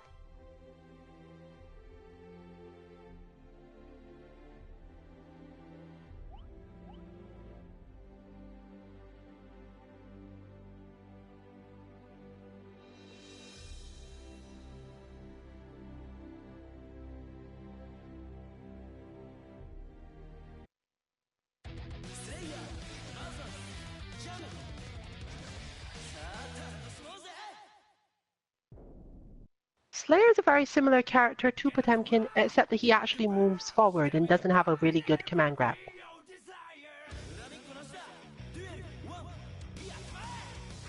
He has very strong vectors, and a large priority on those vectors. But a bit too much trouble reacting to someone who is basically doing nothing. As you can see, I would never have expected that to work with Kai. Just to end the block string and go into instant air backdash. But against Slayer, I expect this to work most of the time.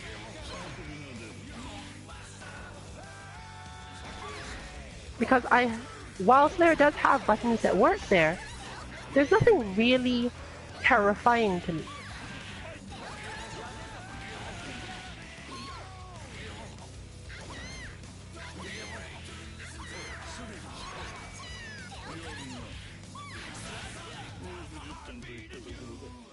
However, since his upward vectors are not as good as Potemkin, and he does not deal anywhere near as much damage when he lands them,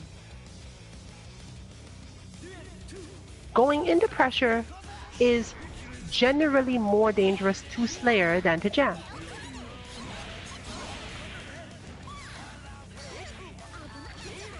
As you can see, I take the damage, but I don't get broken by it.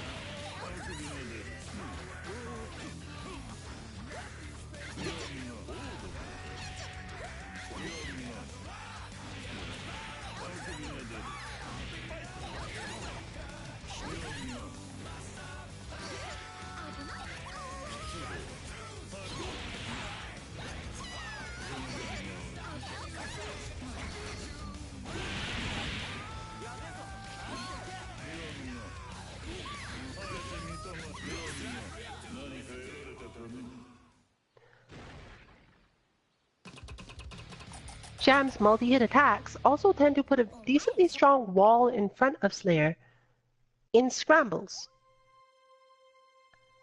However, if you were to say to yourself, well good, I should learn some combos from that, you won't actually get anywhere, because the fact that you can't be sure which hit of the combo worked, you can't be sure how far Slayer was away from you, and so on, means that the combo routes are an extremely complex branching chain, as opposed to other characters where she's landing it because you have somehow whiffed something.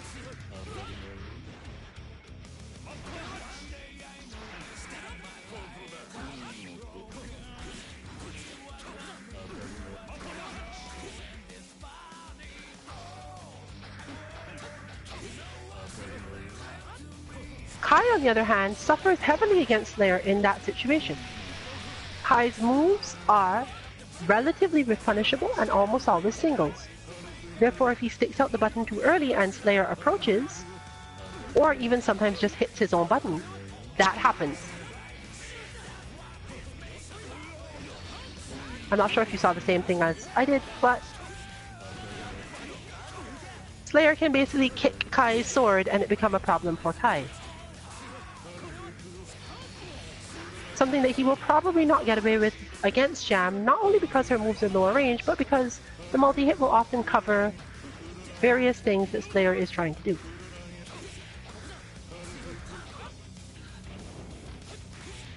Against Kai, Slayer can functionally be a wall of normals. and Kai's relatively linear aerial attacks mean that he doesn't have to worry about being crossed up or anything. Does Kai even have a cross up?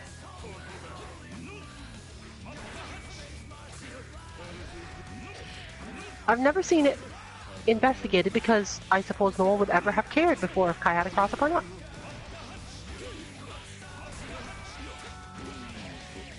Fortunately, Kai doesn't really need to jump to get in on Slayer or anything like that in this matchup to be successful, but it does limit the things he could specifically do if you wanted him to be able to take the offense.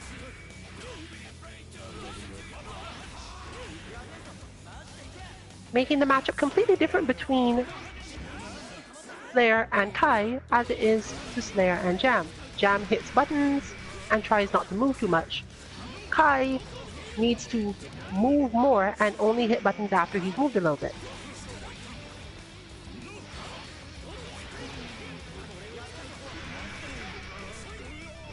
Kai cannot afford for Slayer to be able to predict where he is on the screen consistently enough to know which move to use. Because by rhythm alone, Slayer's moves will win. A little movement may not save Kai from getting hit, but it will change the amount of damage he takes and how susceptible he is to taking a full combo.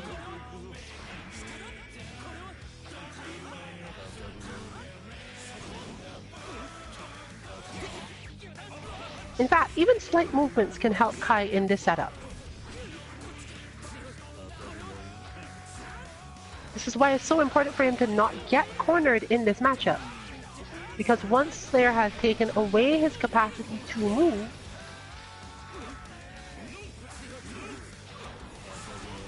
the match changes very heavily.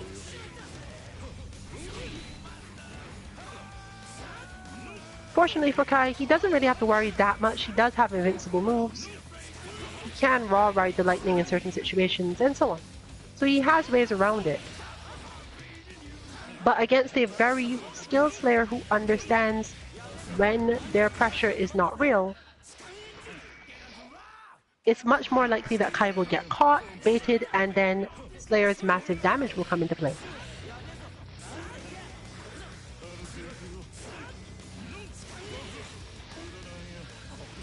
But as demonstrated there, just some neutral jumps, some back jumps, the occasional sliding forward motion.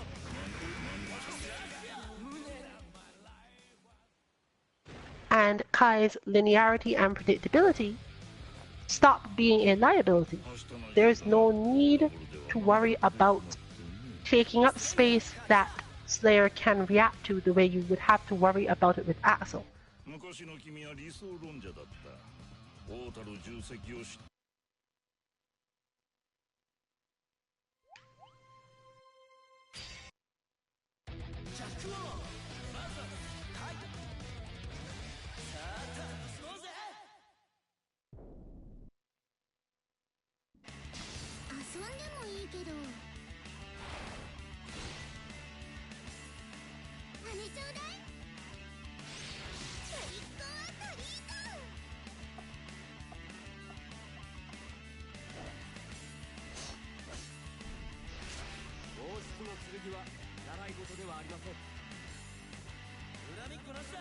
Now, it may seem as if Jacko is playing a completely different game than most people. But this is not actually the way that you think about her combos. Jacko does have some decently effective combo style motions. The thing you need to understand about Jacko's combos is that Jacko has a lot of moves with long durations in order to give her minions the maximum amount of time to get in and add on to the pressure.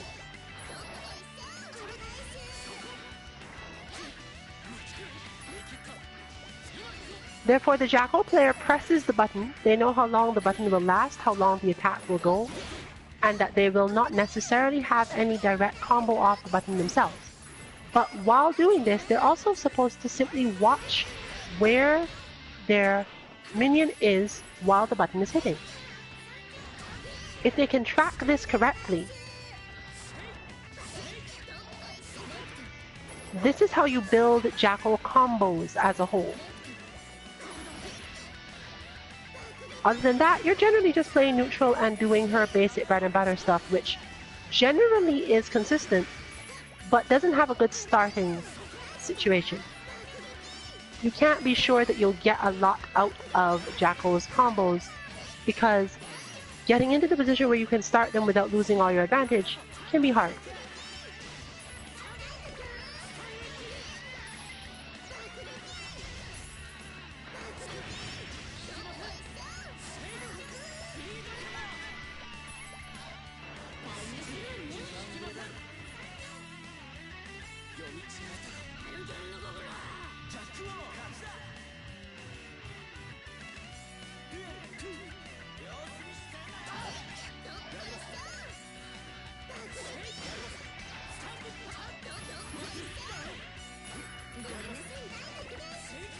As you can see from her design as well, just right there, many of Jacko's moves that do hit multiple times not only delay how long they take to knock you down or otherwise harm you,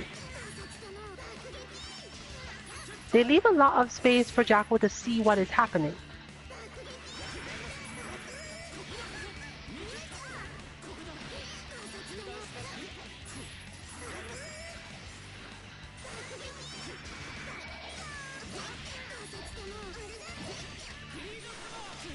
They also tend to not push the opponent back too far, which is a liability to her when she has no minions with her, but becomes an extreme advantage when she has them. By not pushing the opponent back very much during her multi-hit moves, it is possible to add her minions into the mix.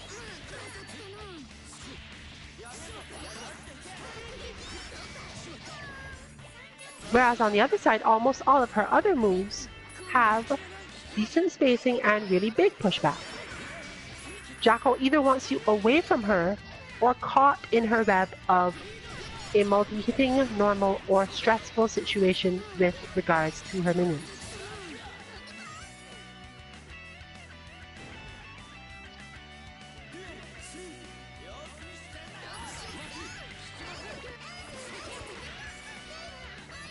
On the other hand,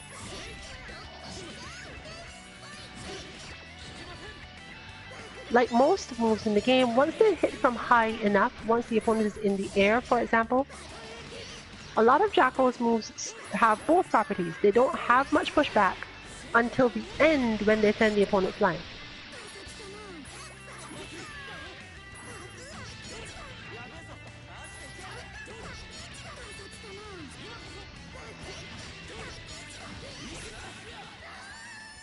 Therefore, being able to master shifting between placing houses and repositioning yourself and then correctly playing neutral is a fairly simple thing for Jacko. Rather than trying to do damage when the opponent is far away, she should usually use one of her moves that pushes the opponent back and keeps them away from both her and the houses,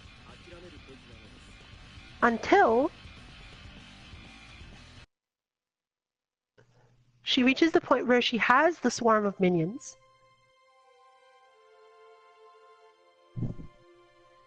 and can wait for that swarm of minions to close in. At which point the opponent has to be a lot more stressed in neutral and she can afford to use her lockdown style normals.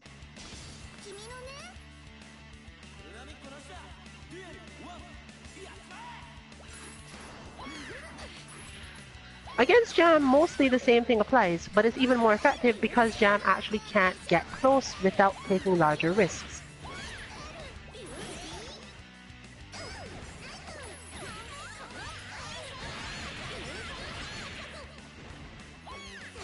Jam's best bet in most of this matchup is to actually just ignore houses and try to defeat Jacko as fast as she can. However, if the Jacko player places their S house first, Jam must keep up the pressure in ways that can end up being completely unsafe.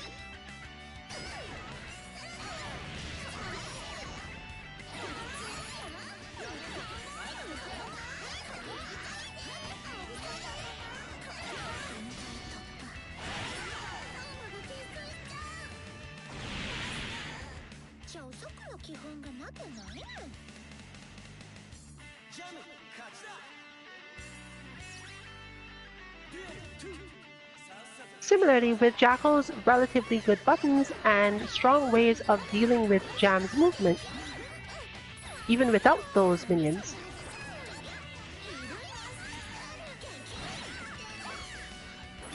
she can afford to not spend so much time bothering about the houses, especially since Jam is likely to ignore them.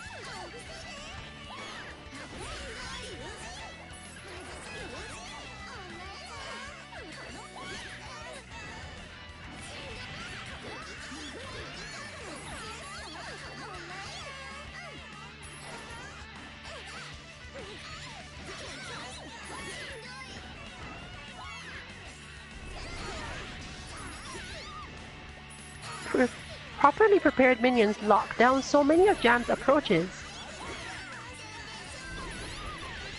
that Jackal really doesn't have to play neutral at all.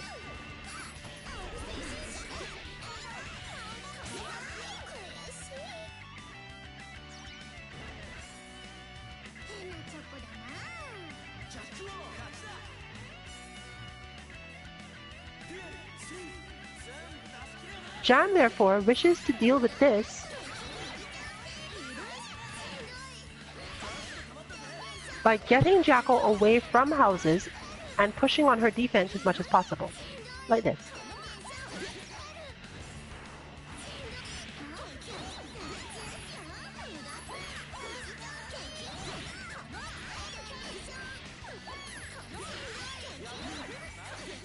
Because while Jackal is definitely stronger at both neutral and pacing control,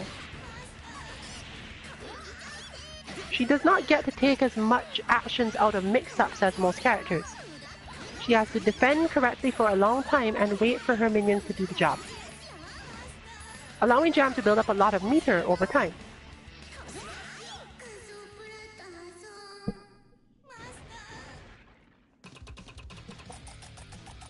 And just the threat of actually using that meter changes the mix-ups in question. The battle between the two of them is very momentum-based, and since Jao's options with her actual management abilities, fireball pressure, exploding minions, picking them up, none of these really apply to Jam. The match tends to be much more straightforward in terms of knowing when to do certain things in terms of buttons.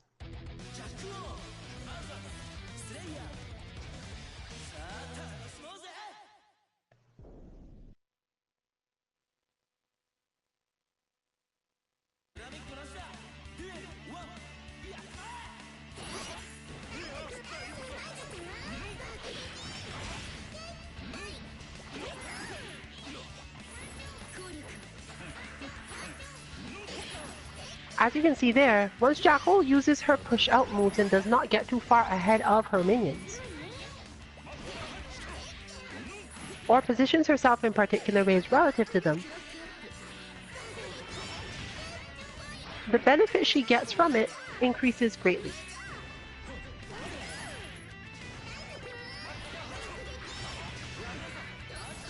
And as mentioned before, since Slayer does not have a strong answer to attacks directly over his head, once Jackal is able to stay there and has enough meter to keep the situation under control, then it basically comes down to a question of her execution skill. Well, the player's execution skill.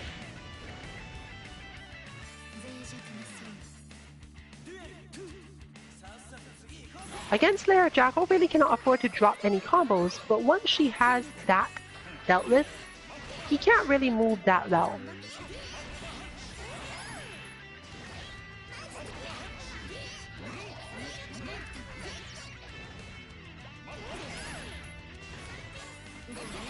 In fact, it is possible for her to win almost completely off defense, simply because Slayer has no good options when Jackal is on relatively pure defense. Most of his moves push him to places where her longer buttons are a massive advantage. The problem being that It's easy to believe that Jack-O can interrupt Slayer, which is generally not true. Her longer range does not interact the same way as most other characters do with his buttons. Against Slayer, you more so want a wall than to stick out buttons, because in the neutral, she's effectively Kai against Slayer.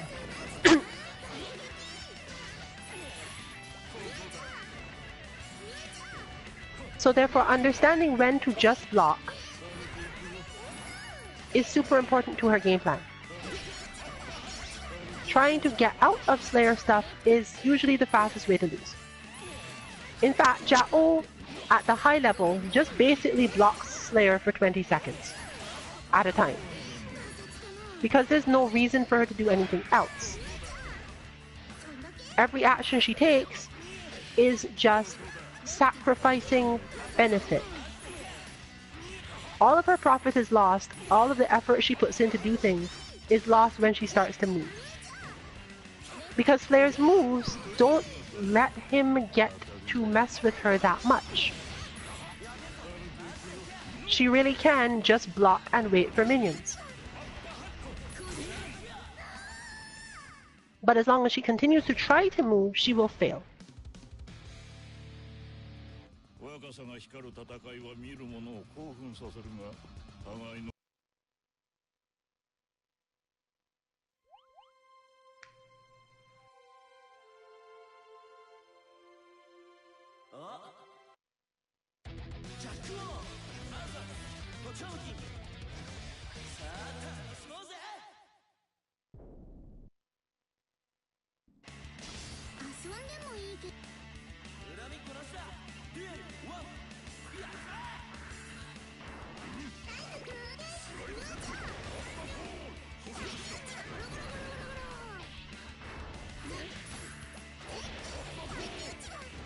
Potemkin is a weird mix of the two situations. There is a certain range at which Jack-O should be aggressive, and a certain range at which she should just block.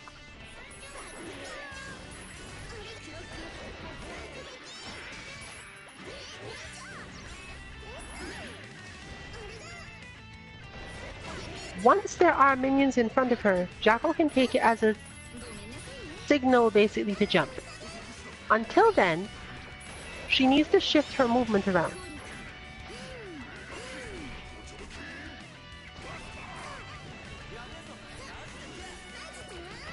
That is why there are functionally two ways to play this matchup depending on what style of Jack-O you are.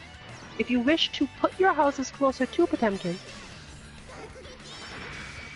you're likely to spend more time in the air than a Jack-O who puts the houses behind herself and works on her timing and spacing in neutral.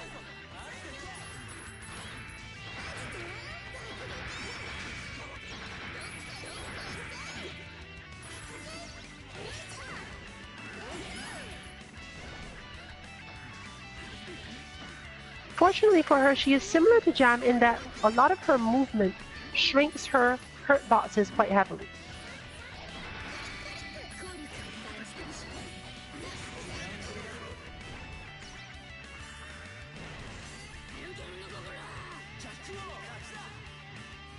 And unlike Jam, who can't attack downward to mess up Potemkin's attack vectors, Jack-O has this capacity fairly heavily, as well as some relatively long-range lockdown style moves that even Potemkin's armor does not necessarily help with.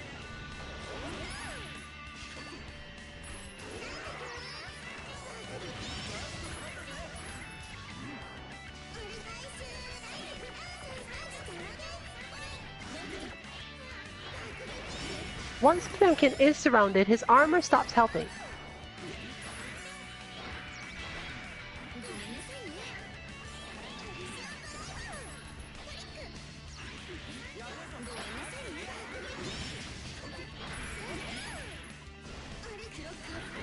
So this is the gutsier form of Jack-O, who will generally be trying to fly over Potemkin's head, knowing that he does not have time to do most of his anti-air style attacks.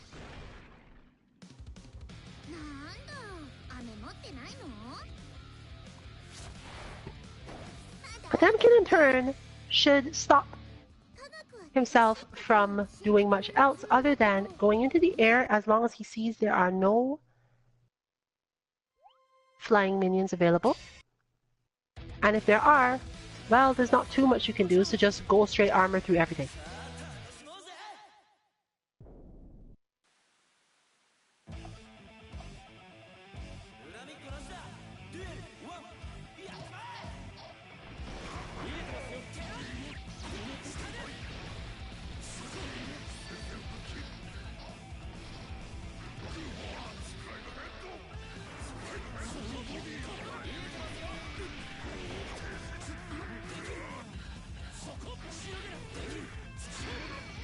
Against Kai, who is generally not a threatening character to Potemkin directly, one of the most important things for Potemkin in the matchup is to not finish his block strings. Kai automatically gains advantage when placed back out far away. Potemkin finishing his block strings will basically do this job for Kai without much effort and without much benefit.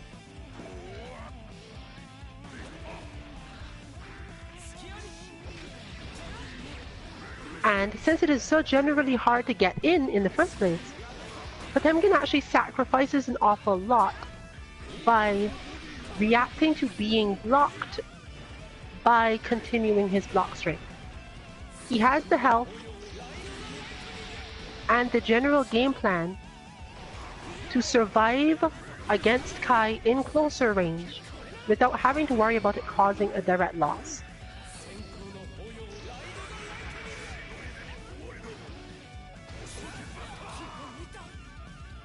It works both as a frame trap and, due to Potemkin's really good defense and Kai's linear style of attack, not finishing the block string is likely to make Kai much more uncomfortable, or will cause him to backdash. Potemkin can, however, react to Kai backdashes with all sorts of things, many of which hurt terribly. And even failing to respond will still lead to Kai being pushed back toward the corner and Potemkin getting to push forward, removing even more of Kai's options, forcing him to use more and more meter to reset the situation.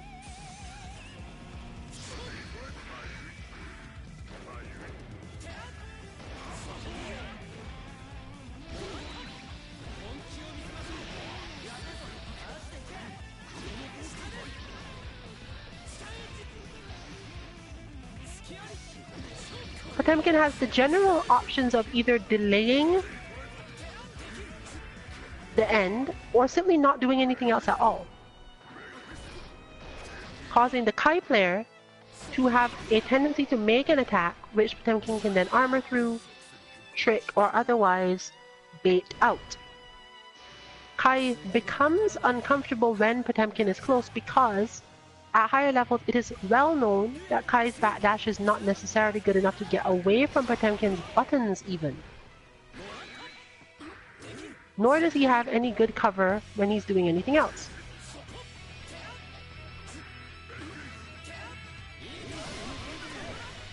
Kai actually depends almost entirely on Potemkin to continue those block strings so that when he's far enough out, he gets to hit his own buttons.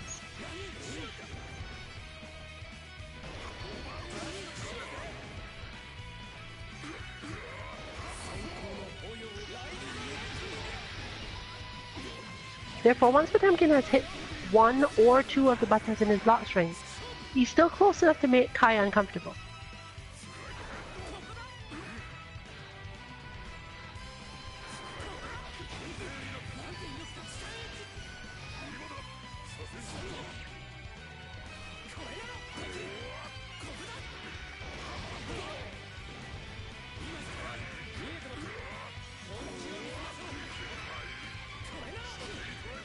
But not close enough to be whiff punished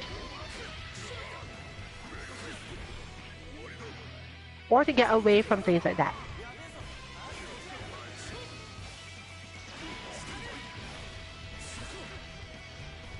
This allows Potemkin to block a lot of things that are not punishable by other characters, but that Potemkin specifically can punish, leading to the Kai player progressively becoming less and less willing or likely to actually do anything.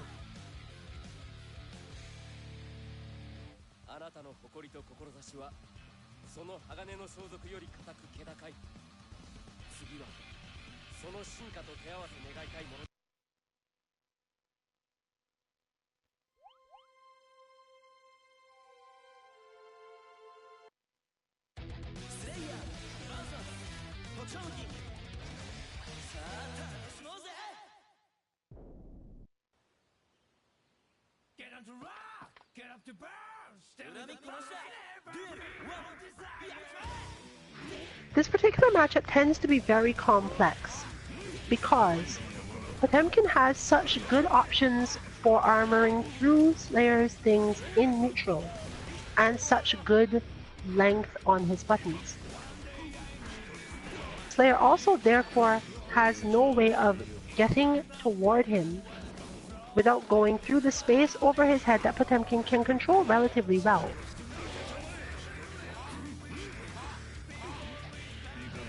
The key from the Potemkin side is to be patient enough to wait for Slayer to take an action, or to continue pressure with his own lows. Aside from that, the standard of simply neutral jumping whenever uncomfortable is enough to cause Slayer to go into the air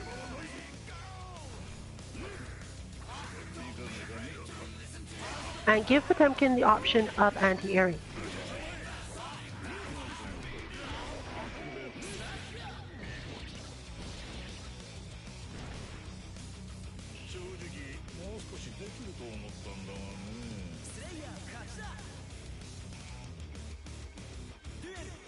Fortunately for Potemkin, the startup of many of Slayer's moves is actually slow enough that if you knew what was likely to be coming based on the range, it would be relatively easy to armor through most of them or use the correct low.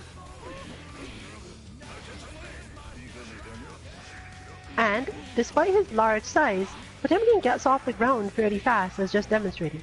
So he can simply jump forward or jump straight up, relative to a lot of Slayer's active options.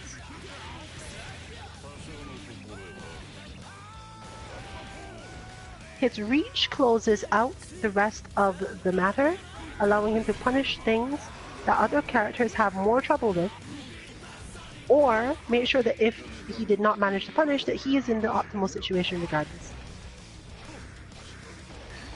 The main thing he has to worry about is Slayer's low, but he can simply try to defend through a lot of that, simply because Slayer's low is punishable by a lot of Potemkin's options.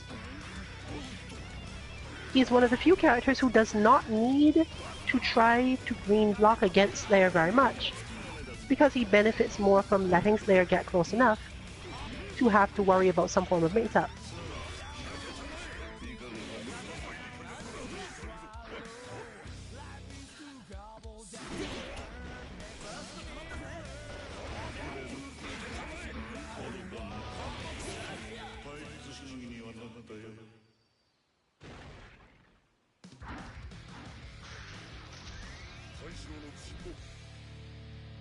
Slayer in turn must take a different approach to this fight than against most other characters, not necessarily an approach he's unfamiliar with.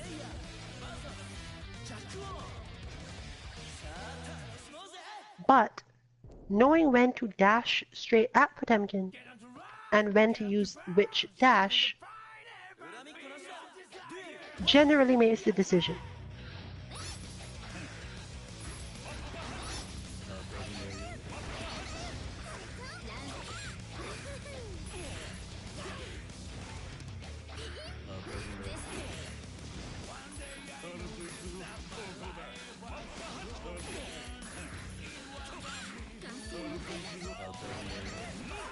Generally, you can tell how effective this is based on how often you see the counter button, the counter come up on Slayer's side of the screen.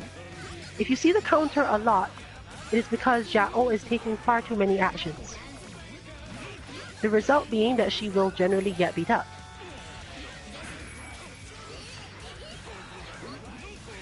If you see less counter, it usually means that her timing, even if she was not perfect in terms of not getting hit,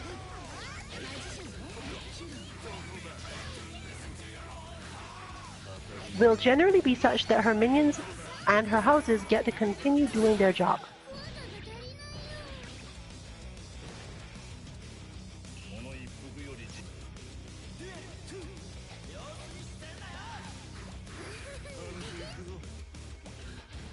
When spaced correctly, Jackal has very little to fear from Slayer because Slayer's moves all have enough pushback that he has very few throw mix-ups. But as you can see, we're continuing to see the counter indicator on Slayer's side.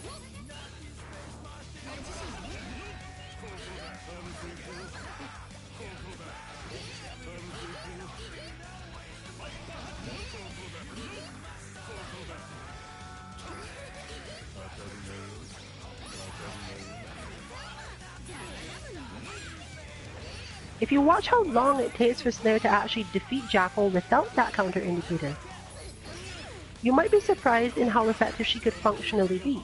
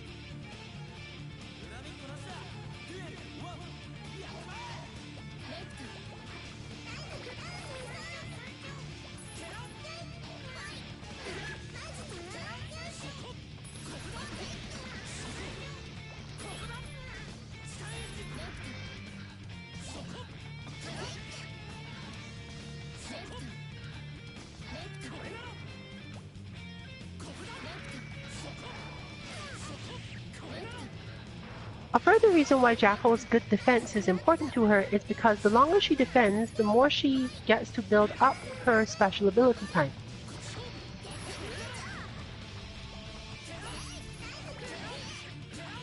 Against characters like Kai who are able to throw fireballs, this is super important. Her barrier allows her to protect minions even from Kai's long-range attacks as she moves forward with them. If you watch in the lower right corner of the screen, you should be able to see a small bar filling back up. Well, square. As you can see, that square does not necessarily take that long to refill relative to the overall game plan times that it's required.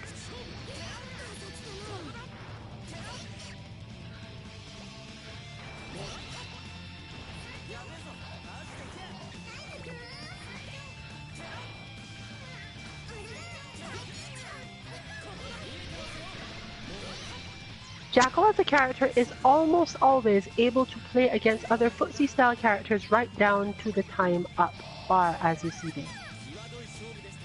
Her defense is generally very good, but her moves overextend her terribly.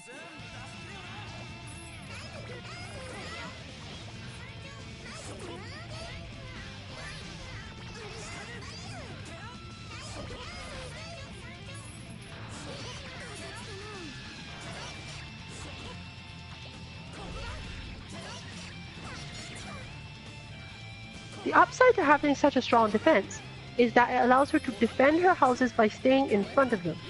There are only 3 matchups in the game where this is a terrible idea.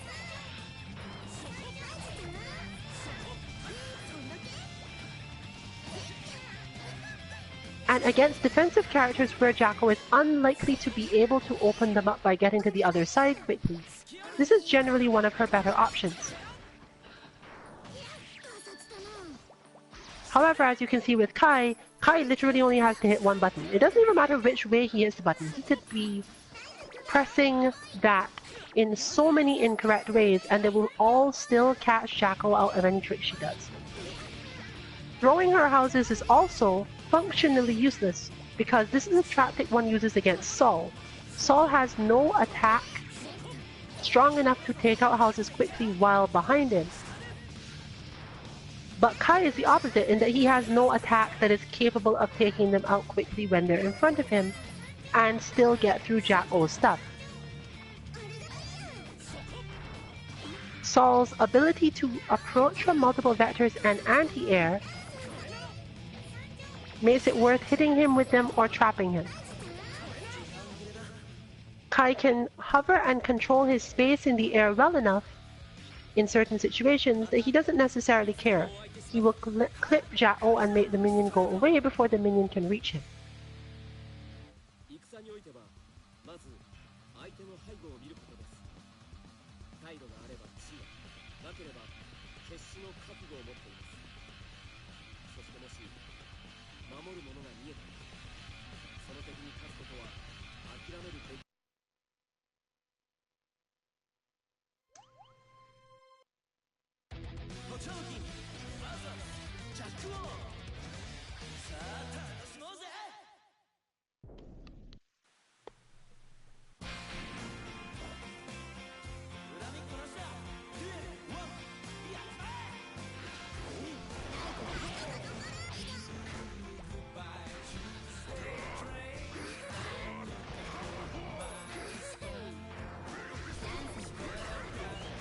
Since Jacko has no really good attack that does not open her up, Potemkin can just do that.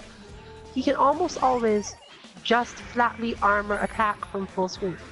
He has the health to get through it, and there's no benefit given that Jacko must always put houses just far enough in front of her that unless you are at absolute full screen, she cannot get away from the attack. The house will get hit. Or she will get hit.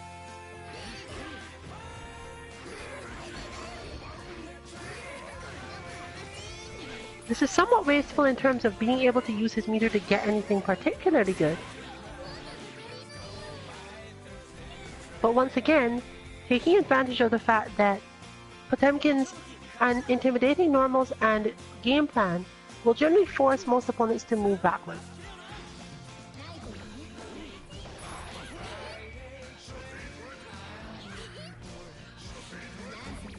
Jacko does have a few things that can hurt him there, namely specifically going into the air in neutral, but because it is so hard for her to build up meter in this matchup, Potemkin can absolutely start that from very early on.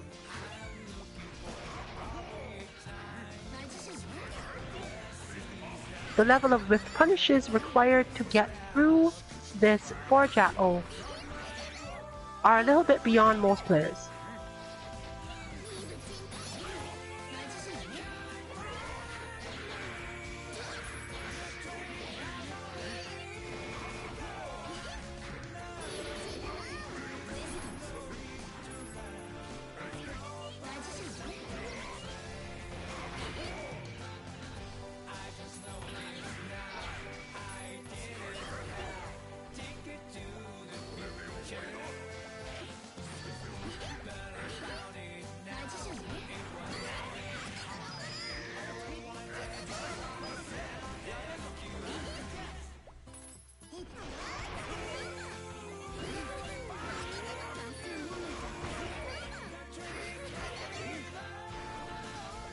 While Jacko can punish Potemkin for doing certain things with his armored moves, any attempt to do so will instantly be dealt with by the Potemkin player being able to just Roman cancel it. And since Potemkin spends almost all the match moving forward, he is much more likely than Jacko to have enough meter to keep this up.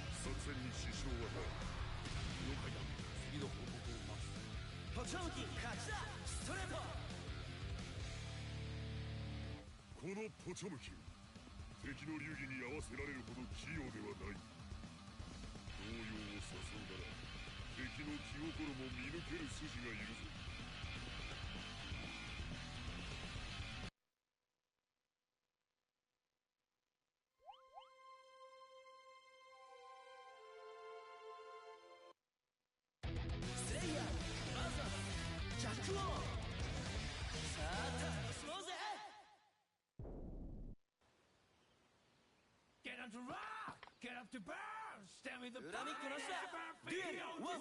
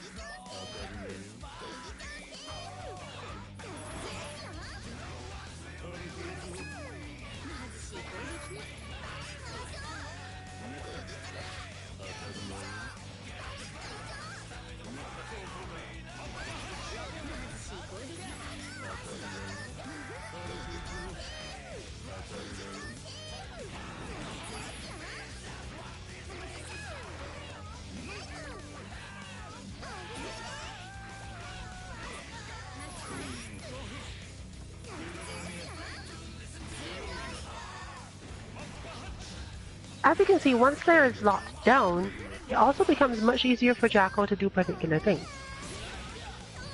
Particularly reactions to Slayer approaching from the air.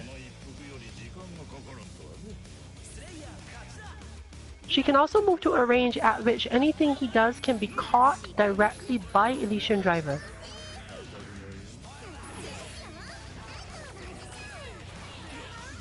Because one of Slayer's worst possible matchups is a command grab.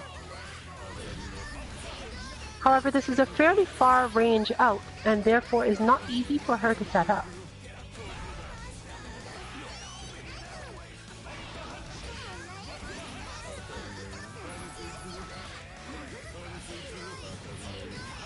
Fortunately, the counter hit properties when she does this move are very different than most of her actual attacks.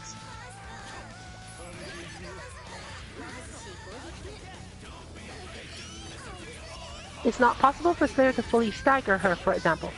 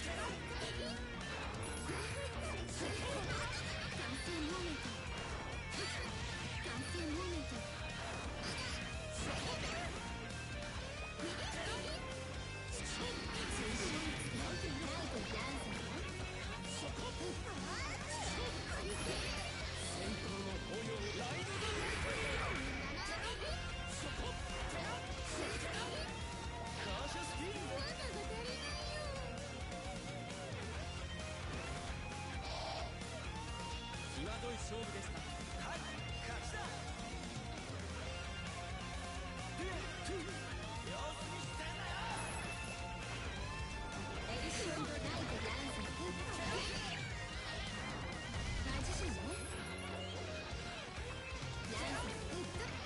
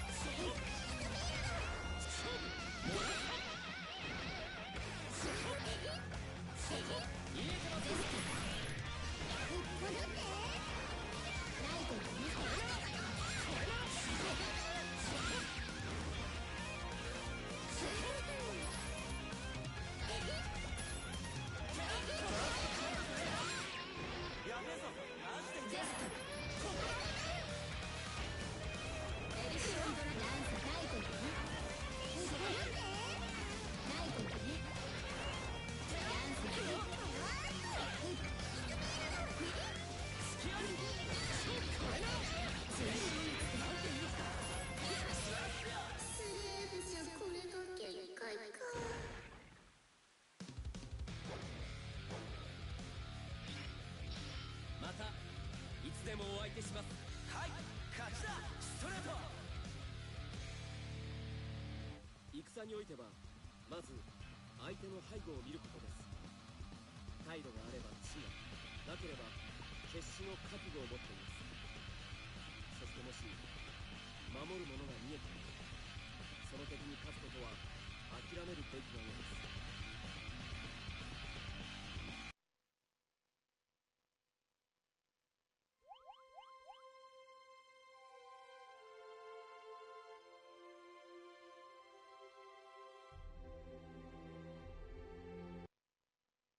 補聴器 VS スレイヤー、さあ楽しもうぜ。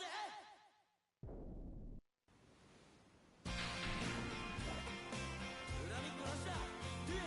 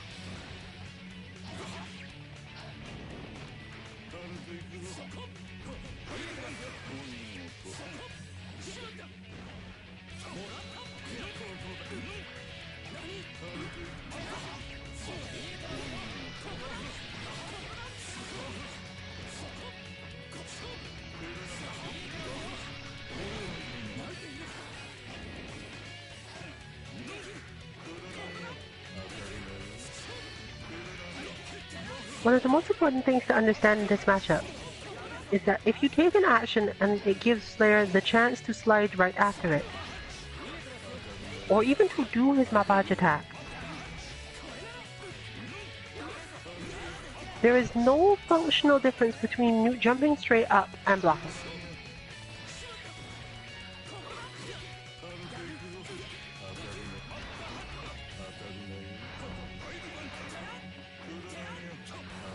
Therefore, if you think your opponent might want to do an attack, a sliding attack, after you've done that, chances are that once you block, unless your execution is good or your character is a particularly good one at punishing long-range blows like Ino or Potemkin, you do not benefit from staying on the ground at all. Since Slayer has no very good upward frontal attack, and most of his stuff that goes into the air can be met on reaction by single buttons, plus his complete lack of anything that can be done to cross the screen effectively from a neutral or back jump, unless you are in the corner, you have lost out by staying on the ground.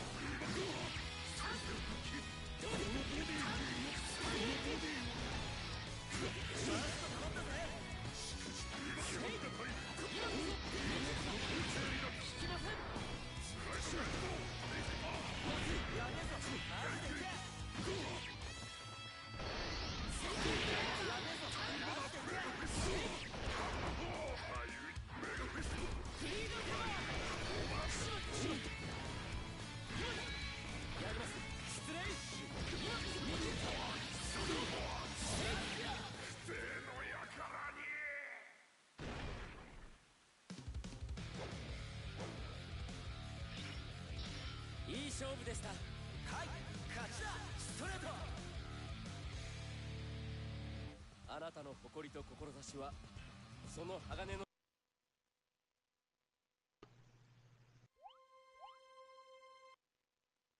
スレイヤーバーサスポチョンキン。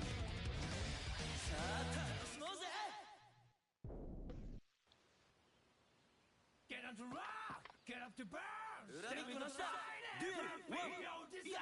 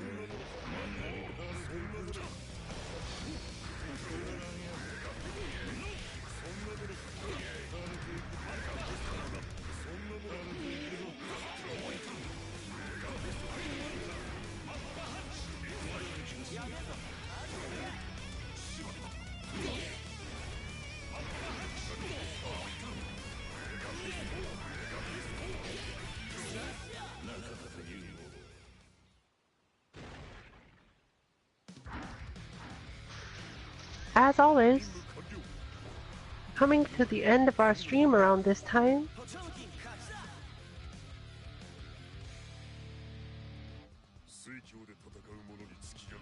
you can expect that the next is either the second last or last match.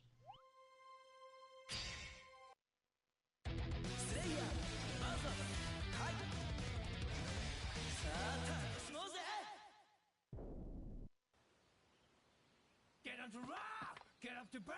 恨みっこなしだ。デュエルワン。いや。あくびが出る。あくびが出る。おう。あくび生えてみた。おう。おう。生えてみた。生えてみたな。強めにあくびが出る。おう。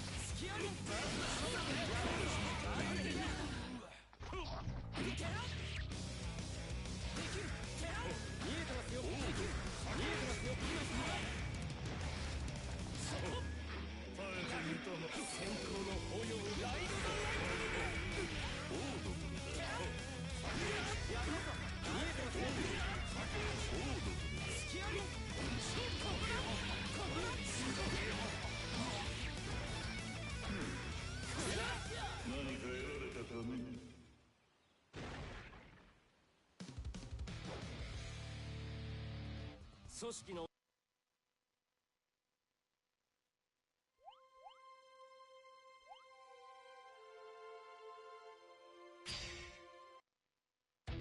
い、まずは特徴武器。さあ楽しもうぜ。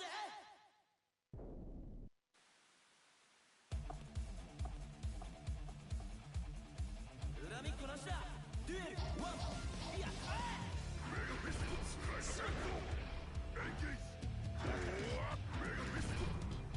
Alright everyone, we're obviously going to now have our mega serious match for the night, and then close up. We hope you enjoyed our Guilty Gear Lounge.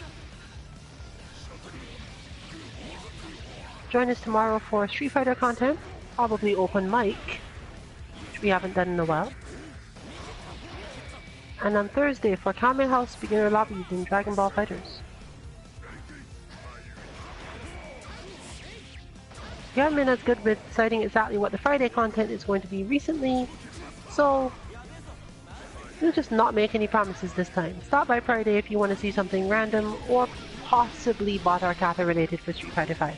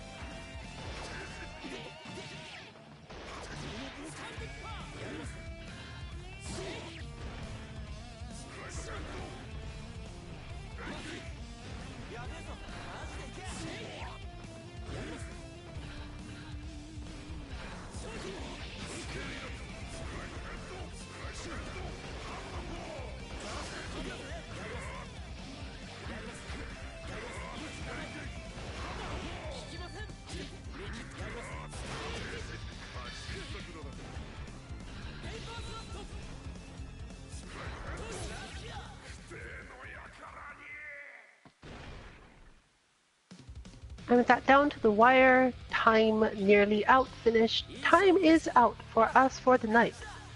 This has been Rillian for Team 2MK. Good night, everyone. その鋼の装束より固く気高い。次はその進化と手合わせ